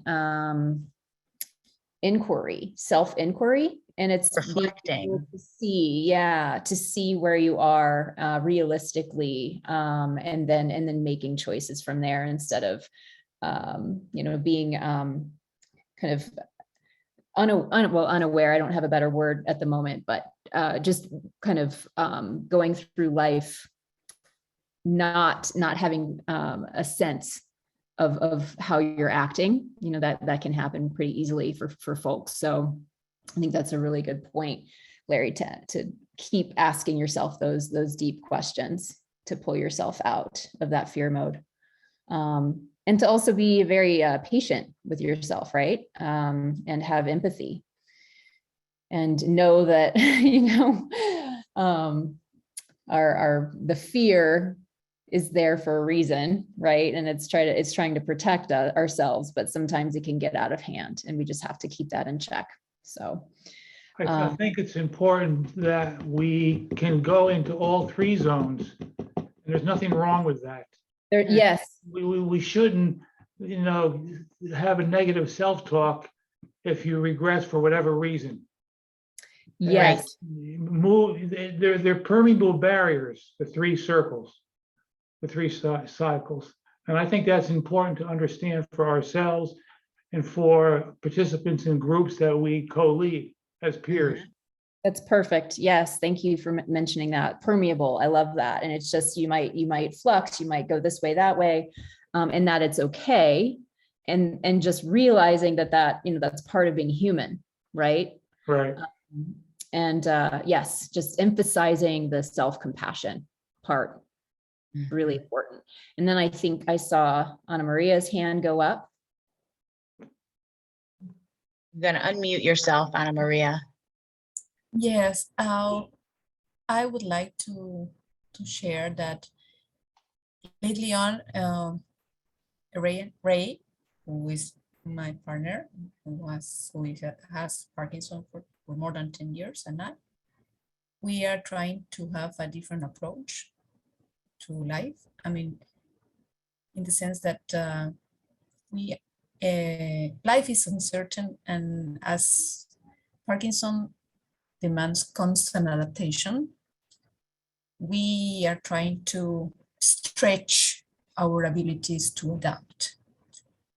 And we feel fear when we don't know what's going on. So what we are learning now is to pause and ask ourselves what's going on, you know, to observe ourselves and to see what's happening, what's functioning, what's not functioning, and then what are the implications of that? And that gives us a clue to take the next step. So just observe, you know? Yes. What's happening now? What does that mean to me? And now, so what's the tiny little thing that I can do to move forward? To be proactive. Doesn't have to be a big thing, just a tiny little bit change. Right. Yeah. To move the system, because Ray and I are a system, a complex system, complex adaptive system, and we live complexity all the time as a partners, as a family living with Parkinson. Absolutely. Yes, very well said. So not only, it is the pandemic and COVID is happening, you're also dealing with movement disorders and, very complex disease states, right? And then there's just the world in general, so everything is in flux and, it's very complicated, complex, and you're having to adapt at all times. So yeah. I love that outlook that you have and that you're a team, a system, and that you're able to work with one another and then make little shifts, almost like, you're scientists, right? Adjusting the equation a little bit to make it better, a better turnout. So thank you. Thank you for that, Ana Maria. Okay, are you seeing my screen here? Okay, I have one more slide here before we're going to take a little break. So again, lots of words on the screen, but so you don't have to take notes. These are just little tips, things that you can potentially offer to your support group members and to yourselves on moving from the fear to the growth space, understanding that we will fluctuate and go back and forth, but consuming information from reliable sources and in limited amounts only, and focusing on positive news as well. And reliable, as we know, can always be, in quotes, air quotes, because, it's very interesting these days, what's considered news, but limited amounts, and realizing that, there are many perspectives on the same issue. And so just to be discerning with that. I see that Helena has raised her hand. Would you like to unmute? Yes, I am muted. I was going to say that if we take the part about the COVID-19 out of the sentence and pluck in Parkinson's, all this can be changed as far as we go through fear when we first get it. We go through learning about it and giving information and all that. And we go through growth with it. And all these things that are here on this list are things that could help us with the Parkinson's as well. Love it. That is perfect. Great observation. And exactly, like these things can be applied to all different aspects of living life, right? And so to reframe it and say, okay, I'm going to look at these things, through the lens of Parkinson's or the pandemic or whatever it might be, and just to use these as tools, right, to help us. Little bits, little baby steps, right? Thank you, Helena. You're welcome. Making sure that we continue to connect with our friends and our family often, right? Reaching out, especially to those who aren't online a lot. Being gentle on ourselves and on those around us, right? That's kind of what we were talking about. I think it was, if people have moved around, I think it was Jim. Yes. Maintaining a gratitude journal or some sort of practice where every day you might with a partner or a friend, express your gratitude. Helping your community, which you're already doing. Limiting screen time and focusing more on your hobbies, your me time, the good stuff, the self-care. Avoid circulating false information. Yes, we talked about that already. Finding a new purpose and strive to achieve it as we come out of lockdown, which is, this slide is kind of out of a date at this point. And every day things change. So but finding a new purpose and doing it in whatever way that we can, even if we are still limited as far as our ability to get together with people. Staying in the present, not dwelling in the past or swinging into the future. So again, these are just some bullets that you are free to share with your group members if that feels good to you, and just maybe start a conversation and get them thinking about where they are and little improvements that they might be able to make on a daily basis. So I am going to stop sharing my screen, and we are at a point where we can take a little break. So let's see, what time is it? 37. Could we say maybe 8 minutes, something like that? 45 after, 46 after, something like that. You can run to the bathroom, grab a beverage of some sort and meet me back here. And we are going to move into the roundtable portion of our workshop today. And we're going to have some new partner guests joining us at that point. So that'll be fun. We'll get to go into breakout rooms and talk more in depth with one another. So see you here at about 46 after, something like that.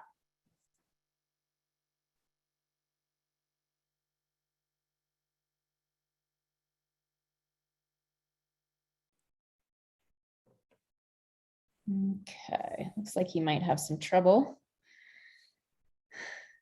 connecting to audio. Is anyone else just joining us? Anyone who might be one of our industry partners that I just couldn't see because of the number of boxes on my screen? No, I don't think anybody's here yet. Oh, but Joe's just connected to audio. Hi, Joe. Okay, great. Awesome. Okay, Oh, well, I'm still here, right? You still see me, Diane? We we can do still see see Diane. you. Because I never got off, so. Okay. No, that's great. We can see and hear you. Wonderful. Okay, and then those folks who are maybe they're just taking an extra few minutes to come back from our break. But as we do that, and I just still would encourage anyone who is able to turn on your video, that would be fantastic, especially as we go into the breakout room so we know who is actually here and going to be able to participate. That would be helpful for us to see. It's always lovely to see your faces. Thank you. So we are now moving into the roundtable portion of our workshop today. And so we have one partner rep who's joined us, it looks like so far, and that would be Joe. If you want to, wave your hand, there you are. Yep. So I am going to stop my share so all of you can see everyone instead of just my slide. There we go. Okay, good. Thank you all for joining with your videos too, if you're able. That's awesome. So as we go into the breakout rooms, we have invited some of our partner representatives to join us. So we know as support group leaders, it's really important for you to have the latest information on medications, on devices, things that can be very helpful for your support group members. And so we like to have you and the representatives from these companies be in touch with one another, understanding that it's helpful sometimes to have them come to your group, whether it's in person. They might invite a doctor to come speak about a topic or about a medication, treatments, things like that, or this can be also possible via Zoom. So we do enjoy the ability to connect everyone. And since this is a national workshop that we have, and we have Joe, since you've just joined, we have someone who's in Peru as well, someone from outside the country, but we're all over the place. And so we don't necessarily have local reps to connect you with at this time, but we will have the ability to put you in touch with national reps who can then put you in touch with people in your area, in your region. So that's what we're going to be doing. I'm going to be providing the email addresses of the national reps of all these companies to you at the end of the workshop, so that if you do want to have a presentation for your support group, an informational resource session, then that is absolutely possible. And so why don't we actually hear from Joe? If you want to just say hello and let us know where you're calling in from and who you work for, that would be great. Sure. So I'm Joe Redman. I am in San Diego, California, as is the company that I work for, which is Neurocrine Biosciences. We're a US-based bioscience company. We've been in existence for about 30 years now in research and development, but just 4 years ago, got the FDA approval for our first product for tardive dyskinesia, which is a different movement disorder. And then shortly after that, about a year after that, which is now about a year ago, 2 years ago, got approval for a Parkinson's product called Ongentys. And we have a very strong research and development pipeline still based on that 30 years of existence before we had our first commercial product. And you can find all of that kind of stuff on neurocrine.com. And I'm in charge of, you're saying the national rep, so I'm in the corporate office, and I can get contacts for folks across the US. Perfect. That's wonderful. Thanks for joining us on a Friday evening. I guess it's still a little bit afternoon for you. I knew it might be tricky for some of the reps to join us in the afternoon on a Friday, but thank you for being here. We really appreciate your support. Thank you for having us. Yeah. Thank you. Of course. So I am going to share my screen again, and we'll talk about what these breakout rooms are going to look like and what we're going to be doing. Okie dokie. So you're seeing this. So what we'd like to talk about in our breakouts are these two prompts, these two discussion topics. So first of all, what do we miss the most about getting together in person? And some of you have gone back together in person already. So maybe you can let us know what's going really well for you, or maybe how things have changed. And then the second thing I'd like you to think about is, what pandemic era invention do we want to keep? Those silver linings that we were talking about. I am going to put these discussion topics in the chat so you don't have to write them down. And I'll do that now. So hopefully that has arrived in your chat. You'll be able to take that with you once you get broken out. And so this is just a free discussion. Yeah. So we're going to be putting you into groups of about six-ish people. And I think Kelly has been working her magic. Thank goodness she's taking care of that for me. And so once you get zoomed over into your breakout room, what I'd ask you to do is select an unofficial leader of your group, somebody who's going to take notes during your breakout session. And then once we come back to the main room after the breakouts, that person can be the spokesperson, and we can have a discussion with the entire group.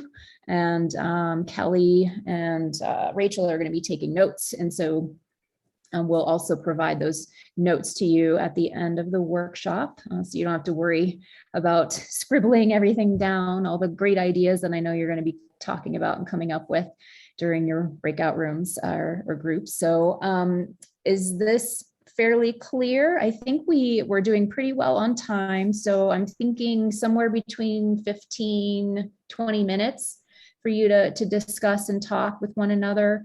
And then we'll come back and do our share backs. Does that sound good to everybody? Mm-hmm. And then I see that we have 4 folks: Camille, Judith, Barbara, and Val. Looks like I don't see your cameras on. So I'm hoping that you'll be able to participate even if you can't have your video on. So we will be sending everybody to a breakout room. And I think that is about it. I'll stop sharing my screen. And is everyone good? Can I have a thermometer? Yeah, we're all set? Okay, great. So Kelly, if we can get zoomed out into our breakout rooms, and I will send you a halfway notice, everyone, a little notice saying we're halfway through, and then I'll send you a little warning saying the rooms are going to close automatically, and you'll be beamed back into this main room over here. Hopefully in one piece. All right, here we go, guys. Have fun, everyone.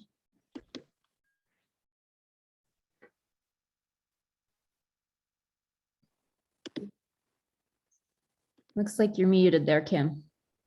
There you I are. like to talk to myself. It was intentionally muted. Well, no. Come on, I don't burst your bubble. I said, honey, we're home. I'm always afraid I'm not going to get out of one of those. You know, I'm going to be the only I person know. left at the It end. is freaky. It's really weird. It's a very It's weird strange. until you get used to them. Exactly. Yeah. They call it breakout room whiplash. If you don't give enough notice your folks, you know, like it's good to do the broadcasting so that they're not mid-sentence and like into some deep thought and, you know, they get snagged out of it. So Especially people with Parkinson's. If you lose a thought, it can be another week before we get it back. I like that. Oh goodness. Okay. Well, it looks like we mostly all made it back. I don't have everyone on the same screen, unfortunately. Let's see if I can make it bigger. Yeah, that worked. Okay. So welcome back. Hopefully that was a nice little discussion session that you had with your groups. I'm seeing nodding heads, so that's nice. We'll go group by group. And if you had selected a leader, then that person can be your spokesperson and we can hear all the interesting things that you talked about. So let's start with the first group, who was Bonnie, Cynthia, Joe, Rudman, Larry, and Mary. Who was your leader? Larry, if you're There, I'm trying to unmute there. Got it. I was the leader, so would you like just answers to the first question or both questions? Answers to both? Yeah. Both? Oh, okay. Yeah, any way you present it. We were a group of 6 and 2 out of the 6 are still in a lockdown mode. They're not meeting together as a group and the other 4 have moved back together. But people shared what they missed when they were locked down and as they are locked down. So mainly the number one issue was miss the contact with people, miss seeing people in person, missing the side conversations that took place, the socialization is what they missed, and missed the numbers. The numbers on Zoom fell. You know, one group dropped from 40 to 50 down to about 15. Another thing that they missed is that it didn't seem that all the group, the PWP folk kind of dropped out of Zoom and really didn't participate to the level that the care partners did. And that was missed, having both of those. So, and I think the regularity of seeing people all the time and that the support that comes with that is the general kind of piece, you know, missing people. Mm-hmm. Regarding what people would keep, they'd keep Zoom. I mean, Zoom, you know, turn it into kind of a hybrid situation where it's still going on for people that can't drive.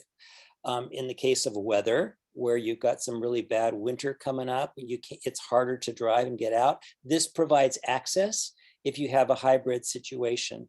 Let's see. The other thing that people mentioned that they really liked about Zoom is the access to top people in Parkinson's worldwide because of webinars that, Lord knows, PMD Alliance has sure provided for us, as well as other Parkinson's organizations. But that has been huge for people, and our group wanted that to keep going. One person said, I don't remember who it was, and I guess it doesn't matter because it was just such a great statement for, I think, all of us, is that this might, if we keep this going, the content of webinars, people that have needs, personal needs, can go to YouTube, and find excellent, content-driven, deep content information about their specific need. And we don't need to spend as much time doing that in person, where those contents have to be a little bit more generalized for everybody, and you might lose some people sitting there, So this can personalize content for a person's Parkinson's journey, and then spending more time sharing, supporting with each other. Also, Zoom provides, I think somebody mentioned it earlier, and in our group it was mentioned again, you get to see the environment that the person is living in. You get to see Lynn's dog, and that adds a nice touch to life, and Zoom provided that. So that's a good piece. And though this isn't about Zoom, but just the emphasis that we've all been forced to pay attention to is our own personal and the world's personal hygiene, that it's really kicked up a notch. Wherever you are on the spectrum of the virus, people are just paying attention to personal hygiene, and that's a good thing. We need to keep doing that. So with that, I'll stop. Wow, that was a lot. That was great. Good group. Good group. It all came from them. That's wonderful. Several things popped out to me. One of them is, I just wanted to dig a little deeper if we could for a second. You mentioned that the people with Parkinson's tended to drop off more readily than the care partners when it came to Zoom meetings. And so I'm curious to hear whoever made that statement and why they think that is, or maybe someone else would have a perspective. I believe that was Mary. Yeah, I made that statement. And I don't know why we had an overpopulation in our care partner group, and they just did not want to do it. And they don't want to do Zoom, and they were against it. And I don't know if it's because the care partner apathy, or the person with Parkinson's, if it's apathy, if it's just not being motivated, or they're not into Zoom. Or the care partner is taking it as a way that they can just be involved and not have to exert the energy too. We're having a hard time trying to figure it out, because we used to, at one time, a few times we had even 60 and 80 people, and then it went down to 40 sometimes, depending on the speaker or the program. And we just had our Christmas party Wednesday, and there were 22 of us, and most of us were part of the board. And this was in person or on Zoom? It was on Zoom. Okay. It was on Zoom. We're on a mask mandate in Colorado, in Fort Collins, Colorado. Our ICU numbers are like 110, 115% full. So okay. It's a serious here right now. And we also had one of the Omicron. I heard that. Yeah, something in Colorado. Yeah. Yep, in Colorado. So yeah. I don't know. But I do. And I was also the one that said I'd like to see still the Zoom Thanks and for meetings, because I live in Fort Collins, which is 60 miles from Denver, and most of the things are in Denver, and driving to them. Yeah, I feel like Zoom will probably never go away. And that's a good thing. But how we choose to integrate it with in person, are we going to do hybrid or flip-flop? That's something I also like to recommend to groups, is that you can have in person once a month if you want, and then on the other weeks you could do your Zoom, and in that way you can be completely present for both situations. And so you're not trying to split your personality, because sometimes you're not meeting the needs of one group or the other if you're trying to do both. So that's another option.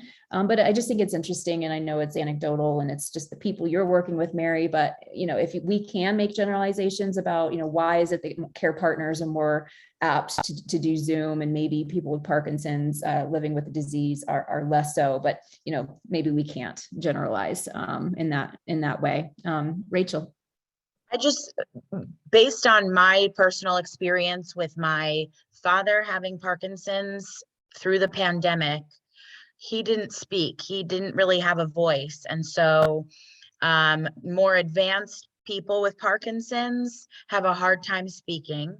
And so you're just sitting around a Zoom room staring at each other versus care partners who I believe have emotional heaviness that they're carrying, and they want to talk about it and they want to share it and feel that they're not alone. And so I can see that in a way, Mary, what you're saying.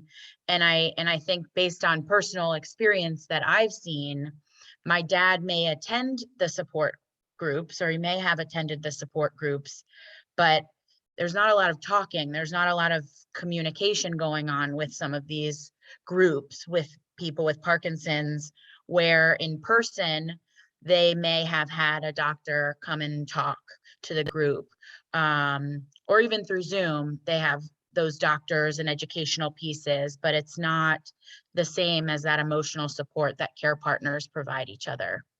Right. I don't know if anybody else agrees with that. Looks like Kim. I think that's exactly what the case is. Mhm. And when I think back, they did sit in. So I don't know. Yeah. And Yeah. I think that's the way it is. And I think that's what happened with our group. Right. And just thinking about maybe the communication, the talking aspect, if that's not as easy for people living with a movement disorder, then when you are in person at a meeting, at least you're with people and you can be in the same room with them and share the space. But on Zoom, if you're not getting that, then maybe it's just not worth it. So it's something to think about for sure. Thank you. I just feel bad because I think it's important that those people, the person with the movement disorder, needs to get out too. And I think that's what's not happening. And so hopefully we can go back to in person.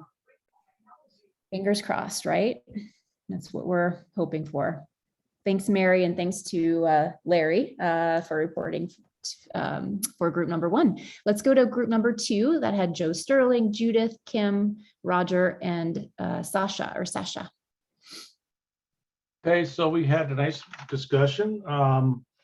So out of, we didn't hear from Judith, unfortunately, but out of the 4 of us that are involved with support groups, 3 have gone back to being in person. I forgot how many of those are hybrid, and 1, which is mine, has not. The things that we miss, physical contact, spending time together in person, eye-to-eye contact, but we are also missing people that aren't there. What I shared with them is so at Parkinson Place in Sarasota, we did a little different. Before the pandemic, we had a men's peer group, only men with Parkinson's, not caregivers, a women's peer group, only women with Parkinson's, and a support group, care partner group. So there was 3.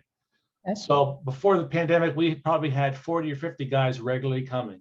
I didn't share at that point. And then we went online. I'd say we probably lost well over half, don't even show up. And because of HIPAA and the Parkinson Place, I can't find even how to get a hold of them. We picked up people from all over the country.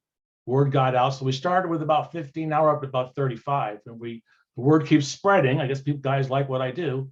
So we keep growing in that respect. So that's the things we want to keep. We talked about, like everybody else, keep Zoom. We all wish we had bought stock in Zoom in February of 2020 because we'd all be multimillionaires. Telehealth.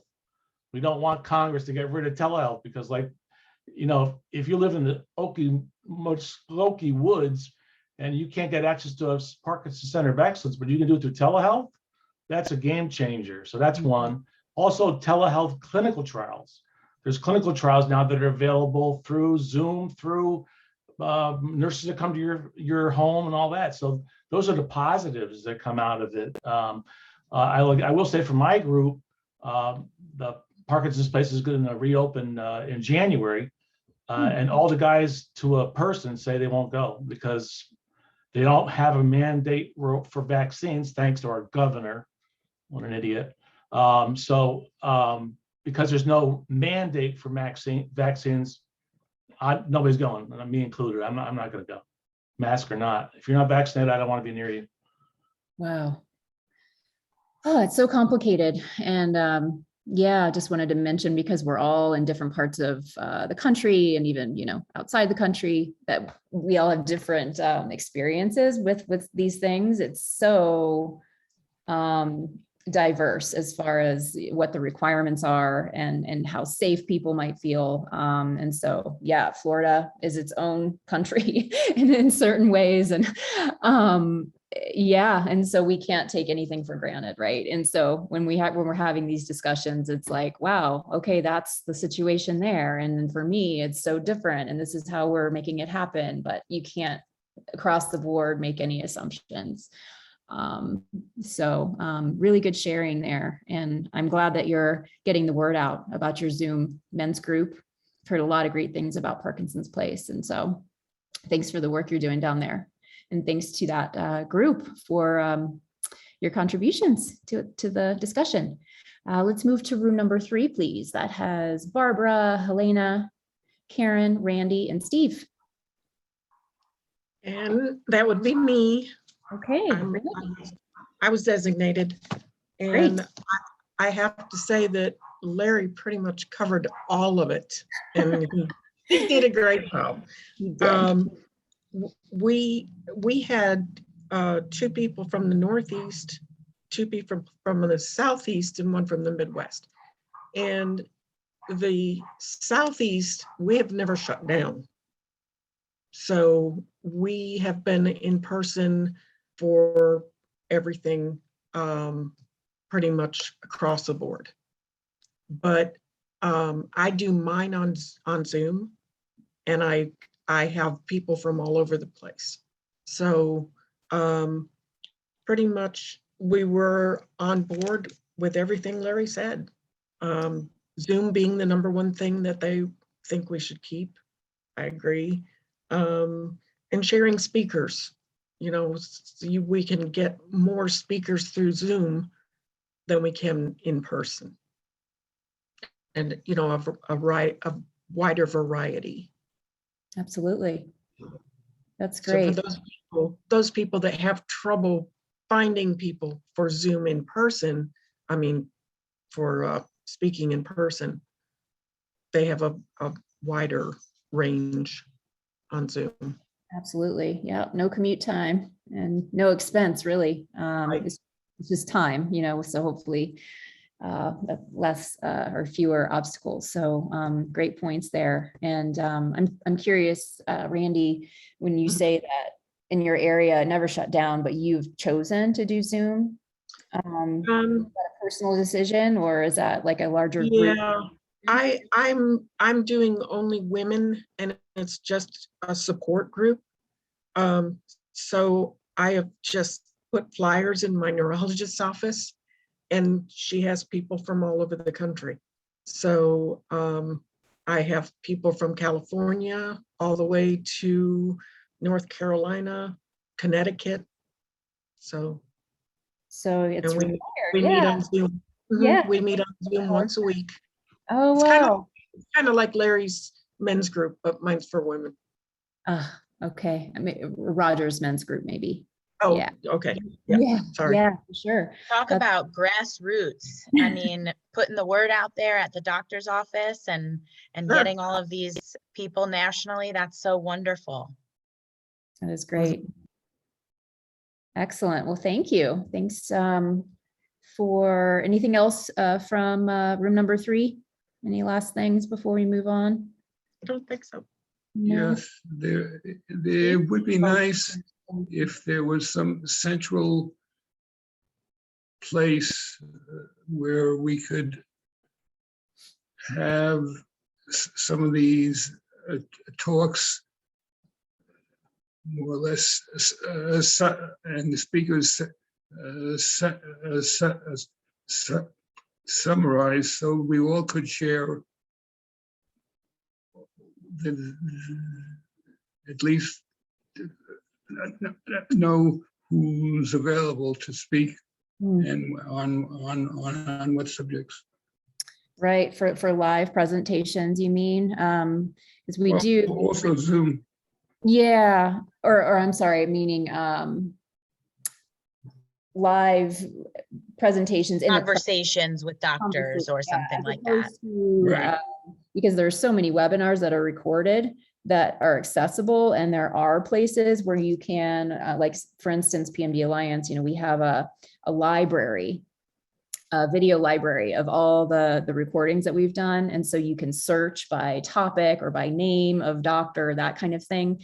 So those can be very helpful for sharing with your group members. Maybe you send the link out ahead of time for the recording. People can watch it on their own time and then have a discussion perhaps in your group meeting. So that's something that you can do. But yeah, I guess it's hard to have a central place to have speakers' names, and because it really is about connections, right? And it's about networking and who do you know, and who can you call on to do it, so it's tricky, definitely.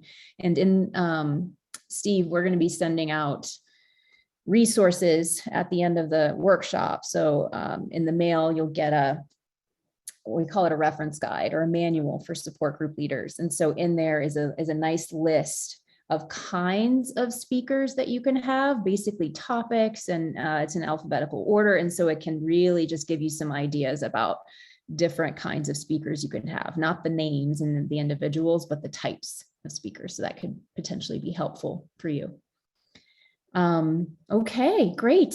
Thank you to that room. And we're going to go down to room number 4, I think we are at now. Yes, Angela, Camille, Jim, Chris, and Val, please. And I jumped right in and decided to help with the writing. So here I am representing the ditto to everybody who's spoken so far. We said a lot of what the conversation covered, a lot that it's already been said, the importance of Zoom. We certainly have missed being person to person, face to face, because of the connection, the eye contact. Even Jim commented, it was great to see people on Zoom without masks in the back of their heads. So that was good.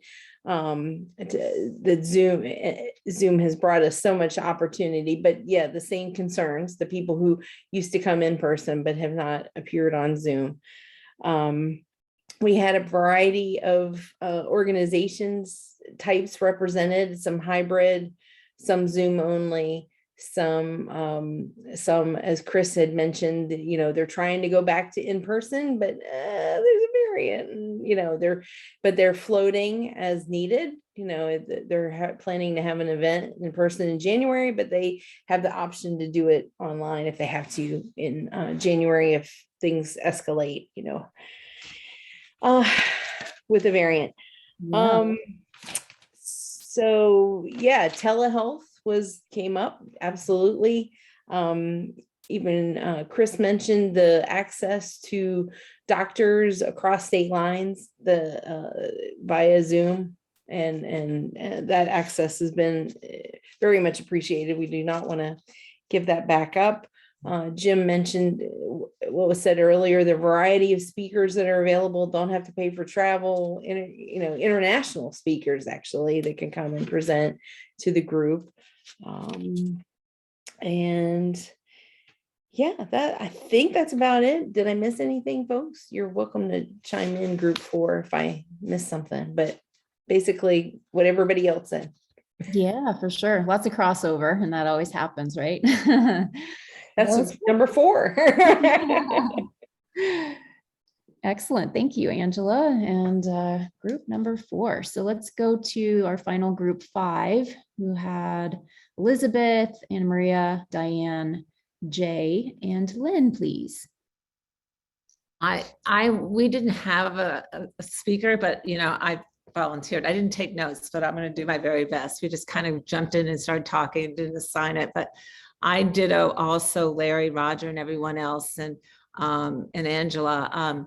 I think we missed the in-person, and we didn't realize with the pandemic the silver lining of having Zoom sessions every week, and it was like a lifeline for many of us, being isolated and dealing with Parkinson's and also our care partners too. It was interesting in our room that I was the only one with Parkinson's, and also my mother has Parkinson's. So I have the dual role of being a care partner and a person with Parkinson's. So I can see it from both angles.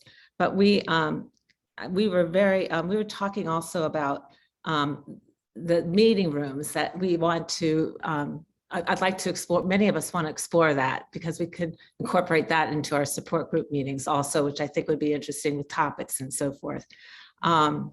Anna Marie was very interesting for us because she's coming from Peru, and her insights were very well received.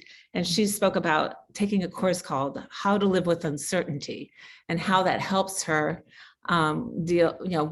work with her partner with Parkinson's. And, she had some really deep, wonderful insights in how she copes with living with a partner with Parkinson's, and that she, I was very struck by her insights, and that she basically looks at what she's dealing with at the moment and, works through it and works through her feelings. And, it was very insightful, and I was very touched by what she had to say. And what else? I think for our support group, there's 3 of us from our support group that are on this meeting tonight. And I think what really helps our group is we have weekly emails that we send out to, I think that's over 500 people. And we send out weekly emails, and, it's become more national, less community. We tend to focus on a community. So I think through the pandemic, we've become more national oriented. And so we're having to rethink our group. We have a local exercise and wellness program called Parkinson's Body and Mind through the YMCA in Connecticut. We are in 3 YMCAs that we hope to become national, to be a place where people can go and exercise with trained instructors, and incorporate exercise and mindfulness that's so good for us, and community attachments. I believe that there's great importance to community attachment that you can't find in Zoom and webinars, but it's part of the equation, but that there's some way to reach out to our neighbors with Parkinson's that are in our community. I think is very important. So, and what else? What pandemic intervention do we want to keep? It's Zoom, of course. And, I was sharing with the group that my mother, who has Parkinson's, who's in assisted living, I got her the Facebook. It's a Facebook box so it's very easy to use, so she can connect with her family. So I appreciate those type of inventions for connections for people with Parkinson's, like my mother. Yeah. Great. Thank you, Lynn. Wow. For not officially being the group leader. You did a great job. Really, really wonderful. And sharing your appreciation of Anna Maria and her insights with, dealing with uncertainty. And yes, we are all facing that, right? So any tools, any resources that we can utilize, the better. There was so much that you said. I'm like, there was one other thing that I wanted to comment on. Of course, getting toward the end of the meeting, my brain is less fresh. But yeah, really, really great. I think it was the YMCA and the body mind program, and the potential for, and I think it's just the fact that you're dealing with the movement or the adaptation of it being a community group, Connecticut, and now it's going national, and now you're asking these questions. What do you want to do with that, then with the change, and how do you modify your programs or your meeting? Because there's, like we've mentioned, there's so much out there as far as information, like we were going to have Dr. Dorsey come speak to our group, and I set up a hotel for him and, dinner and right before the pandemic. And I ordered 50 books and I was going to have a book signing, and then the pandemic hit and I had 50 books.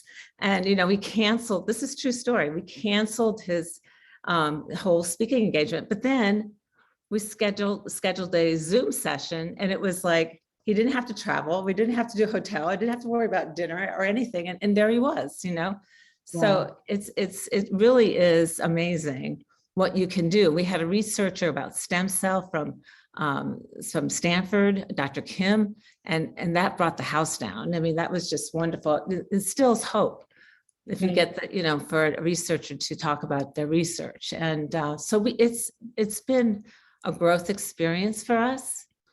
And it's just balancing community and national to meet the needs in both, and how to arrange that the best way possible. For sure. And something you just said, I'm like, I just want to underscore it, in that there is a lot of information, a lot of speakers and webinars happening, and maybe you don't need all of those kinds of coming to your group, but maybe with research and what you said about hope, like maybe the conversation that can occur between someone doing the research and the people living it every day, maybe that is something to emphasize and to really try to make happen. Like if you are going to have a speaker come to your Zoom meeting, something around inspiration, hope, research. Right. Or just, thank you for that. That was great. Excellent. You're welcome. Wow. Did you get all that, Rachel and Kelly? They're taking notes for us. So, so we'll be providing those bullet points for you, of course, at the end of the workshop. But hopefully that was a good experience for you to go into the breakout rooms and discuss and have more interaction. Sometimes with a larger group like this, as you know, as support group leaders, it's hard to get everybody to speak. And so if you do break things down into smaller groupings, everyone should be able to speak, and that's important. Wonderful. Okay, well, we have just about 10 minutes left, and we have a little bit more to do before we say goodbye for the evening. So I just wanted to say thank you again to Joe Rudman for coming. Really appreciate you joining us today and participating in the roundtable. So Thanks for having us. Hope you have a great weekend, and I'm sure we'll be in touch soon. Thanks. Take care. You, Thank you. Thank you, guys. All right, everybody. So we've got just about 10 more minutes. As I mentioned, I'm going to share my screen, and we just have a little activity that we wanted to share with you that Rachel is going to lead. And so I am going to try to do this quickly. I'll make it quick. Let's see here. So in the packet that you guys were given, you were given one sheet, I believe, of a piece of paper that's got a line drawn across it in the middle of it. We call this activity above the line, below the line. Thank you, Roger. Perfect. So in this activity, do I have access now? Okay, I have control. There we go. Okay, so this activity is to get you to think about the things that are important in your life and the things that are less important in your life, essentially. So we're going to do this activity thinking about ourselves personally.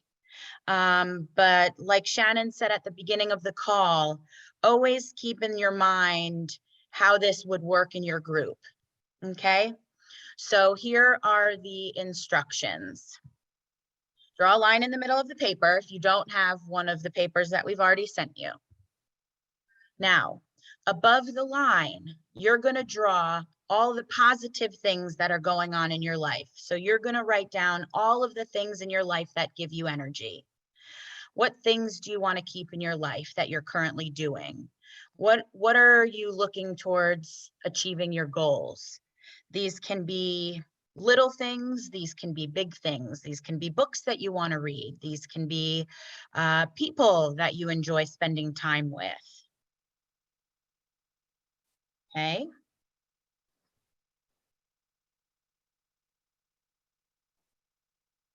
Am I lost? I don't know if I can.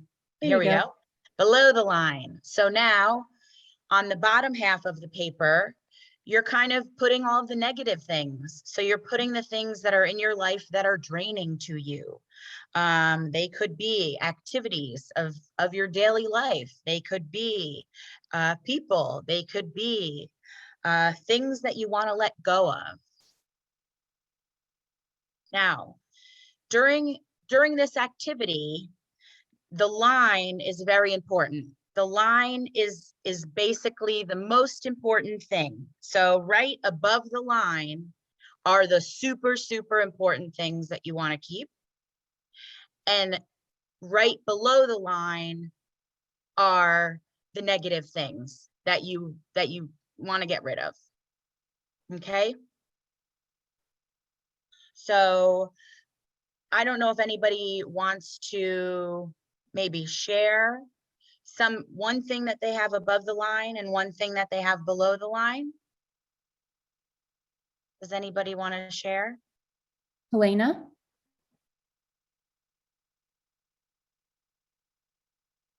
I was on mute, I'm sorry.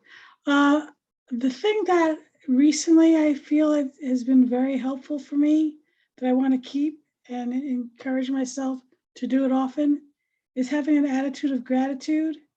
And before I go to bed at night, or actually I'm in bed, I think about all the things that happened that day that made me feel happy.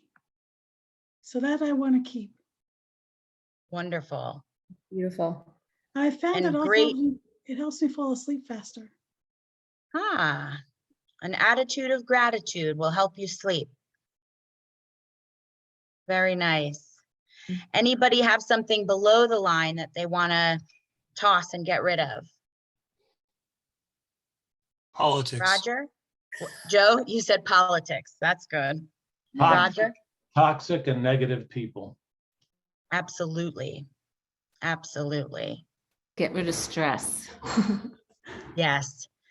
So now when you think of things in terms of your group, there are certain things that may be above the line and maybe below the line in terms of your support group. So something that comes to my mind is these in the poll, when we asked you what was important to you, social interaction, maybe refreshments before or after. Not many people mentioned the refreshments as being important, but maybe 2 years ago, when you were all meeting in person, that was an important thing. It was a job that somebody did that they brought in refreshments. But 2 years later, post-COVID, or, in this new paradigm that we're living in, are refreshments important? Maybe are they not? You want to be safe and you want to keep people not, sharing refreshments or beverages together. So that's something that you want to consider. But using your roundtable discussions that you discussed with the things that you miss having, the things that you want to keep, the silver linings, all of these things can fit above the line and below the line. So it's things that you want to discuss with your group as you're approaching possibly going back in person. What are these things? What's important to you? What do you want to keep? And how can you improve your group's dynamics and interactions by making these adjustments, by discussing what's important and what's not so important? And I think, is that the end of the day?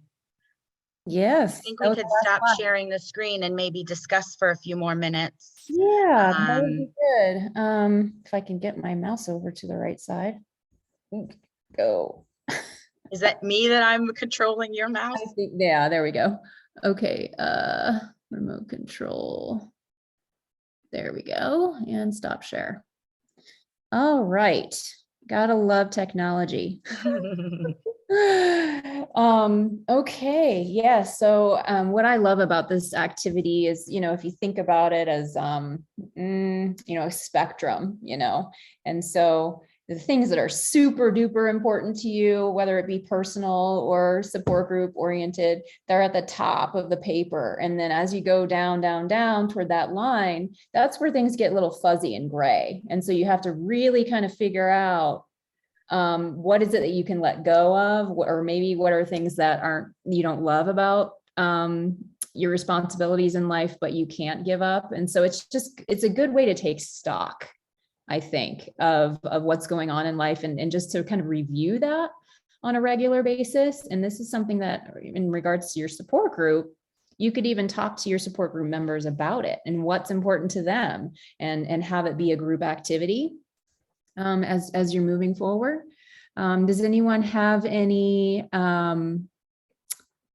feedback, or how you might utilize this activity for yourself or for your support group? Does it seem like something that would be helpful in a way to frame how you're going to move forward? Maybe. I think it's really important. I think a lot has changed. I think more has changed than we realize. I think, the more as I'm sitting here thinking about it, I feel like we should have less speakers and more support, because there's, it's what's lacking is probably, the touch, the support, the sharing of feelings and emotions during this time. They don't need to hear more about, the medications and everything else like that, right? They can get that anywhere. They can go on YouTube, they can and do the search, but the community connection is what they need. I agree. Absolutely. Yeah, and that's for all humans, during this crazy time. So thanks for pointing that out. Lynn, anyone else have any final thoughts before we wrap it up for the day? Yeah, there's a lot that we went through in the last 3 hours. So I know, thank you for your perseverance. It takes it's a lot of energy to sit in front of a computer for 3 hours. So I thank you for being willing to do that with us. And we'll have another session tomorrow morning at 9 a.m. Pacific time. So hopefully everybody can join us again. And even if you have to pop in or out, just, be present when you can. We have a lot more interesting conversation to engage in. And just looking forward to continuing to learn more about you and your questions and the challenges you're facing and how we can address those things. I see Steve. Are you saying goodbye, or do you have something to say? Just bye. Okay. Yeah. All right, everyone. We'll get some. Thank you so much. Thank you. Thank you. That was very helpful. Thank you. Thank Yeah, you all for your so much. dedication. Thank you. Thank you, Rachel, Shannon. Thank you, everyone. We'll see you in the morning. Tomorrow. See you tomorrow. Bye. Mañana. Sleep Bye. well, eat well, rest well. Bye-bye. Nice to see you, David Cox. He just popped on. I hope you're here tomorrow.